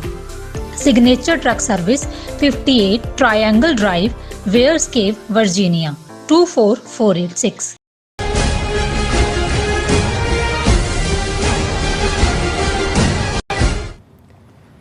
Viewers welcome back on programme. So viewers end ਵਾਲੇ ਸੈਕਸ਼ਨ ਵਿੱਚ ਆਪਾਂ ਪਹੁੰਚ ਚੁੱਕੇ ਹਾਂ। ਇਸ ਵਿੱਚ ਆਪਾਂ ਗੱਲਬਾਤ ਕਰਨ ਜਾ ਰਹੇ ਹਾਂ ਕਿ ਅਖੌਤੀ ਜਮਹੂਰੀਅਤ ਦੀ ਮਾਂ ਭਾਰਤ ਮਾਤਾ ਵੱਲੋਂ ਵਿਦੇਸ਼ੀ ਪੱਤਰਕਾਰਾਂ ਨੂੰ ਭਾਰਤ ਚੋਂ ਕੱਢਣ ਦਾ ਜਿਹੜਾ ਸਿਲਸਿਲਾ ਲਗਾਤਾਰ ਜਾਰੀ ਹੈ। ਹੁਣ ਫਰਾਂਸ ਦੇ ਇੱਕ ਪ੍ਰਮੁੱਖ ਪੱਤਰਕਾਰ ਜਿਹੜਾ ਪਿਛਲੇ 13 ਸਾਲਾਂ ਤੋਂ ਭਾਰਤ ਵਿੱਚ ਰਿਪੋਰਟਿੰਗ ਕਰ ਰਿਹਾ ਸੀ ਅਤੇ ਜਿਸ ਦਾ ਵਿਆਹ ਵੀ ਜਿਹੜਾ ਭਾਰਤ ਵਿੱਚ ਹੋਇਆ, ਉਸ ਨੂੰ ਭਾਰਤ ਛੱਡਣ ਦਾ ਹੁਕਮ ਦਿੱਤਾ ਗਿਆ। ਸੋ 2 ਸਾਲਾਂ ਦੇ ਵਿੱਚ ਭਾਰਤ ਚੋਂ ਕੱਢਿਆ ਜਾਣ ਵਾਲਾ ਇਹ ਦੂਸਰਾ ਪੱਤਰਕਾਰ ਹੈ ਔਰ ਇਸ ਤੋਂ ਪਹਿਲਾਂ ਆਸਟ੍ਰੇਲੀਅਨ ਬ੍ਰੌਡਕਾਸਟਿੰਗ ਦੀ ਬਿਊਰੋ ਚੀਫ ਨੂੰ ਵੀ ਭਾਰਤ ਚੋਂ ਚਲਦਾ ਕਰ ਦਿੱਤਾ ਗਿਆ। ਸੋ ਕਿਉਂਕਿ ਉਸਨੇ ਭਾਰਤ ਵੱਲੋਂ ਡਾਇਸਪੋਰਾ ਸਿੱਖਾਂ ਦੇ ਕਤਲ ਸੰਬੰਧੀ ਡਾਕੂਮੈਂਟਰੀ ਜਿਹੜੀ ਆ ਉਹ ਬਣਾਈ ਸੀ। ਸੋ ਇਸ ਬਾਰੇ ਆਪਾਂ ਗੱਲਬਾਤ ਕਰਨ ਜਾ ਰਹੇ ਹਾਂ ਔਰ ਨਾਲ ਜਿਹੜੇ ਤੁਹਾਡੇ ਲਾਈਵ ਮੈਸੇਜ ਨੇ ਉਹ ਵੀ ਇੰਟਰਟੇਨ ਕਰਾਂਗੇ। ਸੋ ਅਸੀਂ ਚਾਹਾਂਗੇ ਕਿ ਤੁਸੀਂ ਇਸੇ ਤਰ੍ਹਾਂ ਬੜੇ ਰਹਿਣਾ, ਦੇਖਣ ਸੁਣਨੇ ਆ। ਲਿਖਣ ਲਈ ਤੁਹਾਡਾ ਸਭ ਦਾ ਬਹੁਤ ਬਹੁਤ ਧੰਨਵਾਦ ਜੀ। ਡਾਕਟਰ ਸਾਹਿਬ ਕੀ ਵਿਚਾਰਾਂ ਨੇ? ਦੇਖੋ, ਹੁਣ ਤੱਕ ਇੰਡੀਆ ਦੇ ਲੀਡਰ ਜਿਹੜੇ ਨੇ ਮੋਦੀ ਤੋਂ ਪਹਿਲਾਂ ਇਹੀ ਕਹਿੰਦੇ ਸੀ ਕਿ India the largest democracy on this planet. ਜਦੋਂ ਇਹ ਨਾਜ਼ੀਵਾਦੀ ਫਾਸ਼ਿਸਟ ਮੋਦੀ ਪ੍ਰਾਈਮ ਮਿਨਿਸਟਰ ਬਣਿਆ ਔਰ ਕੁਛ ਵਰੇ ਪਹਿਲਾਂ ਇਹਨੇ ਇੱਕ ਹੋਰ ਟਰਮ ਕੋਇਨ ਕੀਤੀ ਔਰ ਜਿਹੜੀ G20 ਦਿੱਲੀ ਮੀਟ ਵੇਲੇ ਵੀ ਉਹਨੇ ਬੜੀ ਬੇਸ਼ਰਮੀ ਨਾਲ ਦੁਹਰਾਈ ਕਿ ਉਹਨੇ ਕਿਹਾ ਕਿ ਜੀ ਇਹ ਕਹਿਣਾ ਵੀ ਇੰਡੀਆ ਦੀ ਤੋਹੀਨ ਹੈ ਕਿ ਜੀ ਅਸੀਂ ਲਾਰਜੈਸਟ ਡੈਮੋਕ੍ਰੇਸੀ ਹਾਂ। ਅਸੀਂ ਤਾਂ ਮਦਰ ਆਫ ਆਲ ਡੈਮੋਕ੍ਰੇਸੀਜ਼ ਹਾਂ ਕਿ ਜਦੋਂ ਅਜੇ ਡੈਮੋਕ੍ਰੇਸੀ ਜੰਮੀ ਵੀ ਨਹੀਂ ਸੀ, ਅਸੀਂ ਉਹਦੀ ਮਾਂ ਸੀ ਉਦੋਂ ਵੀ। ਸੋ ਇਹ ਆਪਣੇ ਆਪ ਦੇ ਵਿੱਚ ਜਿਹੜਾ ਇਹ ਸ਼ੋਅ ਕਰਦਾ ਹੈ ਕਿ ਭਾਈ ਹਿਪੋਕ੍ਰੇਸੀ ਕਿਹਨੂੰ ਕਹਿੰਦੇ ਨੇ, ਝੂਠ ਕਿਹਨੂੰ ਕਹਿੰਦੇ ਨੇ, ਔਰ ਸਿਰੇ ਦਾ ਝੂਠ ਔਰ ਸਾਹਮਣੇ ਝੂਠ। ਲੇਕਿਨ ਕਿਵੇਂ ਇਸ ਜਮਹੂਰੀਅਤ ਦੇ ਨਾਂ ਥੱਲੇ, ਲੇਬਲ ਥੱਲੇ ਇਹੀ ਮੋਦੀ ਭਾਰਤ ਭਰ ਦੇ ਵਿੱਚ ਘੁੰਮ ਕੇ ਇਲੈਕਸ਼ਨਾਂ ਤੋਂ ਪਹਿਲਾਂ ਨਫ਼ਰਤ ਫੈਲਾਈ, ਕਿਵੇਂ ਮੁਸਲਮਾਨਾਂ ਨੂੰ ਸਿੱਧੇ ਤੌਰ ਤੇ ਨਾਂ ਲੈ ਕੇ ਟਾਰਗੇਟ ਕੀਤਾ ਔਰ ਔਰਤਾਂ ਨੂੰ, ਹਿੰਦੂ ਔਰਤਾਂ ਨੂੰ ਕਿ ਡਰਾਇਆ ਕਿ ਜੀ ਤੁਹਾਡੇ ਤਾਂ ਮੰਗਲ ਸੂਤਰ ਖੋਹ ਲੈਣਗੇ, ਤੁਹਾਡੇ ਘਰਾਂ ਚੋਂ ਸੋਨਾ ਕੱਢ ਲੈਣਗੇ, ਮੁਸਲਮਾਨਾਂ ਨੂੰ ਵੰਡ ਦੇਣਗੇ। ਸੋ ਇਹ ਭੁੱਲਦੇ ਆ ਕਿ ਭਾਈ 20 ਕਰੋੜ ਵਾਸੀ, ਆਲਮੋਸਟ 16-17% ਪੋਪੂਲੇਸ਼ਨ ਮੁਸਲਮਾਨਾਂ ਦੀ ਹੈ। 20 ਕਰੋੜ ਦੇ ਦੁਨੀਆ 'ਚ ਕਿੰਨੇ ਕੁ ਮੁਲਕ ਨੇ ਉਨੀ ਆਬਾਦੀ, ਪਰ ਤੁਸੀਂ ਉਹਨਾਂ ਨੂੰ ਇਹੀ ਹਾਲ ਈਸਾਈਆਂ ਪ੍ਰਤੀ ਜੋ ਮਨੀਪੁਰ ਔਰ ਇਹੀ ਹਾਲ ਸਿੱਖਾਂ ਪ੍ਰਤੀ। ਲੇਕਿਨ ਇਹਨਾਂ ਨੂੰ ਇਹ ਤਾਂ ਉਹਨਾਂ ਦਾ ਜੋ ਦਬਾਅ ਜਾਂ repression minorities with in country, ਔਰ ਅਸੀਂ ਸਿੱਖਾਂ ਦੇ ਮਾਮਲੇ 'ਚ ਟਰਾਂਸਨੈਸ਼ਨਲ ਰਿਪਰੈਸ਼ਨ ਦੇਖ ਰਹੇ ਹਾਂ ਕਿ ਹੱਦ ਤੱਕ ਚਲੇ ਗਏ ਨੇ। ਲੇਕਿਨ ਈਵਨ ਇਹਨਾਂ ਨੂੰ ਇਹ ਵੀ ਪਸੰਦ ਨਹੀਂ ਹੈ ਕਿ ਜੇ ਭਾਰਤ ਦੇ ਵਿੱਚ ਜਿਹੜੇ ਬਾਹਰਲੇ ਮੁਲਕਾਂ ਦੇ ਜਰਨਲਿਸਟ ਕਈ ਸਾਲਾਂ ਤੋਂ, ਜਿਨ੍ਹਾਂ ਦੇ ਵਿੱਚ ਪ੍ਰਿੰਟ ਵਾਲੇ ਵੀ ਨੇ, ਉਹਦੇ 'ਚ ਰੇਡੀਓ ਵੇਵਸ ਵਾਲੇ ਵੀ ਨੇ, ਡਿਜੀਟਲ ਵਾਲੇ ਤਾਂ ਸ਼ਾਇਦ ਉਹ ਲੋਕਲ ਹੀ ਹੁੰਦੇ ਨੇ, ਉਹ ਤਾਂ ਉੱਥੋਂ ਕਿਉਂਕਿ ਪੂਰਾ ਪ੍ਰੈਸ ਕ੍ਰੈਡੈਂਸ਼ੀਅਲਸ ਹੁੰਦਾ ਹੈ, ਪ੍ਰੋਫੈਸ਼ਨਲ ਜਰਨਲਿਸਟ ਨੇ, ਆਪਣੇ ਮੁਲਕ ਦੀਆਂ ਮੀਡੀਆ ਏਜੰਸੀਜ਼ ਲਈ ਕੰਮ ਕਰਦੇ ਨੇ, ਉਹਨਾਂ ਨੂੰ ਪੂਰੀ ਇਨਵੈਸਟੀਗੇਸ਼ਨ 'ਚੋਂ ਲੰਘਾ ਕੇ ਟਾਈਮ ਦਿੱਤਾ ਜਾਂਦਾ ਹੈ। ਸੋ ਨਵਿਆਂ ਨੂੰ ਤਾਂ ਉਹਨਾਂ ਨੇ ਉੱਥੇ ਕੀ ਸ਼ਾਮਲ ਹੋਣ ਦੇਣਾ ਜਿਹੜੇ 20-22 ਸਾਲ ਤੋਂ ਸੀਨੀਅਰ ਮੋਸਟ ਜਰਨਲਿਸਟ ਜਿਨ੍ਹਾਂ ਮੁਲਕਾਂ ਦੇ, ਜੇ ਉਹਨਾਂ ਨੇ ਕੋਈ ਵੀ ਉੱਥੋਂ ਦੀ ਖਬਰ ਕੀਤੀ ਜਿਹੜੀ ਉੱਥੋਂ ਵਾਲਿਆਂ ਨੂੰ ਲੱਗਦਾ ਕਿ ਜੀ ਇਹ ਤਾਂ ਕ੍ਰਿਟੀਕਲ, ਕਿਉਂਕਿ ਜੋ ਉੱਥੇ ਚੱਲ ਰਿਹਾ ਹੈ ਬਿਲਕੁਲ ਉਹ ਤਾਂ ਕ੍ਰਿਟੀਕਲ ਹੀ ਹੈ, ਉਹ ਤਾਂ ਜ਼ਾਹਰ ਹੈ ਕਿ ਪ੍ਰੈਸ ਦੀ ਫਰੀडम ਦੇ ਵੀ ਅਗੇਂਸਟ ਹੈ। ਤੁਸੀਂ ਜੇ ਐਜ਼ ਏ ਜਰਨਲਿਸਟ ਤੁਹਾਨੂੰ ਤੁਹਾਡੀ ਕਾਰਪੋਰੇਸ਼ਨ ਜਾਂ ਤੁਹਾਡਾ ਅਦਾਰਾ ਪੇ ਕਰ ਰਿਹਾ, ਉਹ ਤੁਹਾਡੇ ਤੋਂ ਐਕਸਪੈਕਟ ਤਾਂ ਹੀ ਕਰਨਗੇ ਨਾ ਖਬਰ ਕੱਢੋ। ਤਾਂ ਖਬਰ ਜੋ ਉੱਥੇ ਚੱਲ ਰਹੀ ਹੈ, ਹੁਣ ਜੇ ਮੇਰੇ ਸਾਹਮਣੇ 4 ਖਬਰਾਂ ਨੇ, ਪੂਰੀ ਸੁਸਾਇਟੀ ਹਿੰਦੂਆਂ ਦੀ ਹੈ, ਇੱਥੇ ਮੁਸਲਿਮ ਔਰਤ ਨੂੰ ਘਰ ਕਿਵੇਂ ਅਲਾਟ ਕੀਤਾ ਗਿਆ, ਵਡੋਦਰਾ ਤੋਂ ਗਰਾਊਂਡ ਰਿਪੋਰਟ। ਹੁਣ ਅਹਿਮਦਾਬਾਦ ਤੋਂ 110 ਕਿਲੋਮੀਟਰ ਦੂਰ ਵਡੋਦਰਾ ਸ਼ਹਿਰ ਹੈ, ਉੱਥੇ ਇੱਕ ਕਾਲੋਨੀ ਜਿਹੜੀ ਹੈ ਮੋਟਨਾਥ ਰੈਜ਼ੀਡੈਂਸੀ, ਜਿਹੜੀ ਕਿ ਸਿਟੀ ਨੇ ਗਰੀਬ ਲੋਕਾਂ ਨੂੰ, ਜਿਹੜੇ ਲੋਕਾਂ ਨੂੰ ਲੋਟਰੀ ਦੇ ਨਾਲ 642 ਮਕਾਨ ਅਲਾਟ ਕੀਤੇ। ਹੁਣ ਉਹਨਾਂ 642 ਮਕਾਨਾਂ 'ਚੋਂ ਇੱਕ ਮੁਸਲਮਾਨ ਲੇਡੀ ਨੂੰ ਵੀ ਅਲਾਟ ਹੋਇਆ, 641 ਹਿੰਦੂ ਨੇ। ਹੁਣ ਉਹ 641 ਹਿੰਦੂਆਂ ਦਾ ਇੱਕ ਵੱਡਾ ਤਬਕਾ ਉਹਨਾਂ ਨੇ ਤੂਫਾਨ ਖੜਾ ਕੀਤਾ ਹੋਇਆ ਕਿ ਹਿੰਦੂਆਂ ਦੇ ਮਹੱਲੇ 'ਚ ਇਹ ਮੁਸਲਮਾਨ ਔਰਤ ਦਾ ਕੀ ਕੰਮ ਹੈ ਵੀ ਇਹਨੂੰ ਇੱਥੋਂ ਤੁਸੀਂ ਕੱਢੋ। ਔਰ ਉਹ ਵਿਚਾਰੀ ਨੇ ਪੂਰੇ ਪੇ ਵੀ ਕੀਤੇ ਹੋਏ ਨੇ, ਕਿੰਨੇ ਸਾਲ ਦੇ, ਉਹਦੇ ਘਰ ਅਜੇ ਵੀ ਜੰਦਾ ਲੱਗਾ ਹੋਇਆ। ਔਰ ਇਹ BBC ਦੀ ਰਿਪੋਰਟਿੰਗ ਹੈ ਕਿ ਕਿਸ ਹੱਦ ਤੱਕ ਪੋਲਰਾਈਜੇਸ਼ਨ ਹੈ ਇਹ ਪਬਲਿਕ ਡੋਮੇਨ ਦੇ ਵਿੱਚ। ਫਿਰ ਅਸੀਂ ਪਿਛਲੇ ਦਿਨਾਂ ਦੇ ਵਿੱਚ ਦੇਖਿਆ ਕਿ ਅਰੁਣ ਦਹਾਤੀ ਰਾਏ ਜਿਹੜੀ ਬਰੁਕਰ ਪ੍ਰਾਈਜ਼ ਵਿਨਰ ਹੈ, ਇੰਟਰਨੈਸ਼ਨਲ ਲੈਵਲ ਦੀ ਜਿਹੜੀ ਹੈ ਉਹਦੀ ਰੈਕਗਨੀਸ਼ਨ ਹੈ, ਉਹ ਕ੍ਰਿਟੀਕਲ ਹੈ। ਜੋ ਭਾਰਤ ਦੀ ਕਸ਼ਮੀਰ ਪਾਲਿਸੀ ਹੈ, ਜੋ ਫਰੀडम ਦੇ ਉੱਤੇ ਛਾਪੇ ਔਰ ਦੂਜੇ ਹੁੰਦੇ ਨੇ। 2010 ਦੇ ਵਿੱਚ ਇੱਕ ਦਿੱਲੀ ਦੇ ਵਿੱਚ ਕਸ਼ਮੀਰ ਦੇ ਉੱਤੇ, ਜਿਹਦੇ ਵਿੱਚ ਪ੍ਰੋਫੈਸਰ ਗੁਲਵਾਨੀ, ਅਰੁਣ ਦਹਾਤੀ ਰਾਏ ਉਦੋਂ ਜਿਹੜੇ ਨੇ ਉਹ ਸੈਯਦ ਅਲੀ ਸ਼ਾਹ ਗਿਲਾਨੀ, ਹੁਣ ਤਾਂ ਡੈਥ ਹੋ ਗਈ, ਉਹ ਵੀ ਆਏ। ਇੱਕ ਸੈਮੀਨਾਰ ਜਿਹਨੇ ਪਾਰਟਿਸਿਪੇਟ ਕੀਤਾ, ਉਸ ਉਹਨੇ ਕਿਹਾ ਵੀ ਜੇ ਕਸ਼ਮੀਰੀ ਆਜ਼ਾਦੀ ਮੰਗਦੇ ਨੇ ਔਰ ਇਹ ਉਹਨਾਂ ਦੇ ਨਾਲ ਇਕਰਾਰ ਸੀ ਕਿ ਵੀ UN ਦਾ ਵੀ ਕਿ ਵੀ ਉੱਥੇ ਪਲੇਬਿਸਾਈਡ ਕਰਾਇਆ ਜਾਏ, ਉਹਨਾਂ ਨੂੰ ਪੁੱਛ ਲਓ। ਹੁਣ ਇਹ 2010 ਦਾ ਜਿਹੜਾ ਉਹਦਾ ਲੈਕਚਰ ਹੈ ਉਹਨੂੰ ਆਧਾਰ ਬਣਾ ਕੇ 2024 14 ਸਾਲਾਂ ਬਾਅਦ ਉਸ ਦੇ ਉੱਤੇ UAPA ਦੇ ਥੱਲੇ, ਜਿਹਦੀ ਫਿਰ ਜ਼ਮਾਨਤ ਵੀ ਨਹੀਂ ਹੁੰਦੀ, ਉਹ ਕੇਸ ਰਜਿਸਟਰ ਕਰਨ ਦਾ ਜਿਹੜਾ ਆਰਡਰ ਹੈ, ਉਹਦੀ ਪਰਮਿਸ਼ਨ ਹੈ, ਉਹ ਦਿੱਲੀ ਦੇ ਲੈਫਟੀਨੈਂਟ ਗਵਰਨਰ ਨੇ ਦੇ ਦਿੱਤੀ। ਬਿਲਕੁਲ। India author Arundhati Roy to be prosecuted over 210 Kashmir remarks.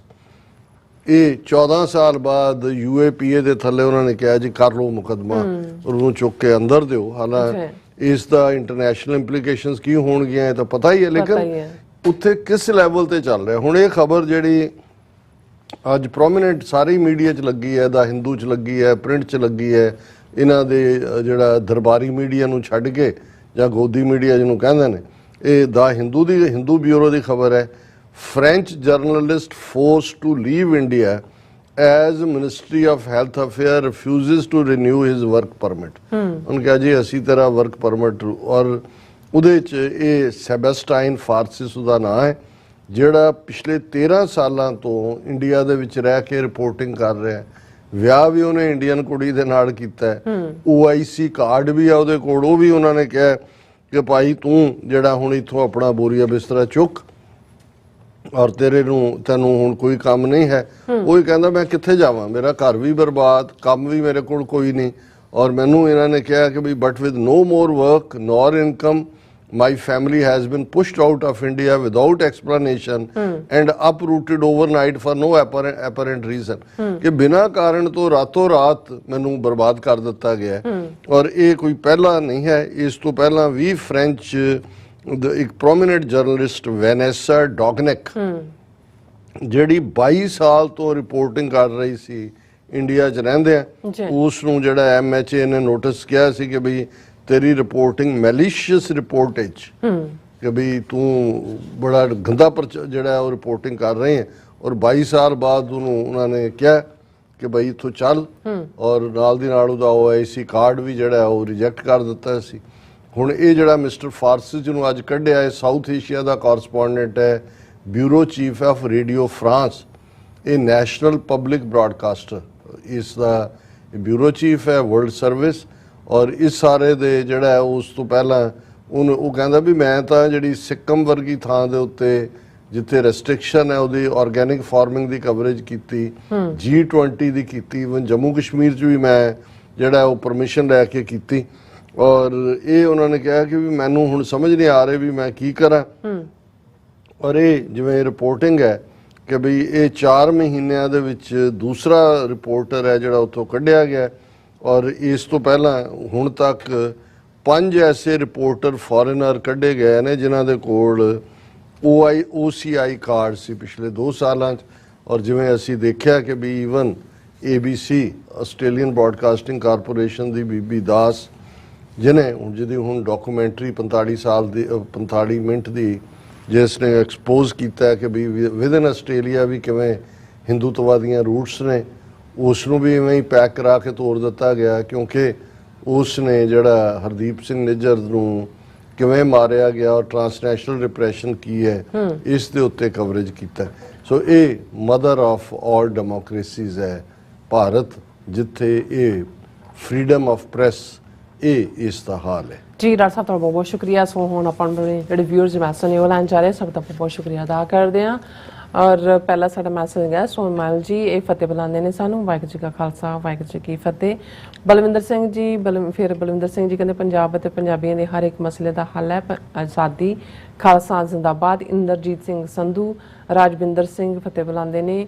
ਔਰ ਇਸੇ ਤਰ੍ਹਾਂ Sukhjeevan Bachu ji, thanks keep up good job. And Harman Pannu ji, ਪਿੰਡ ਲੋਕਾ, ਤਹਿਸੀਲ ਪੱਟੀ, ਜ਼ਿਲ੍ਹਾ ਤਰਨਤਾਰਨ, ਪੰਜਾਬ, ਹਾਲ ਖਾਲਸਾ ਜ਼ਿੰਦਾਬਾਦ ਕਹਿੰਦੇ ਨੇ।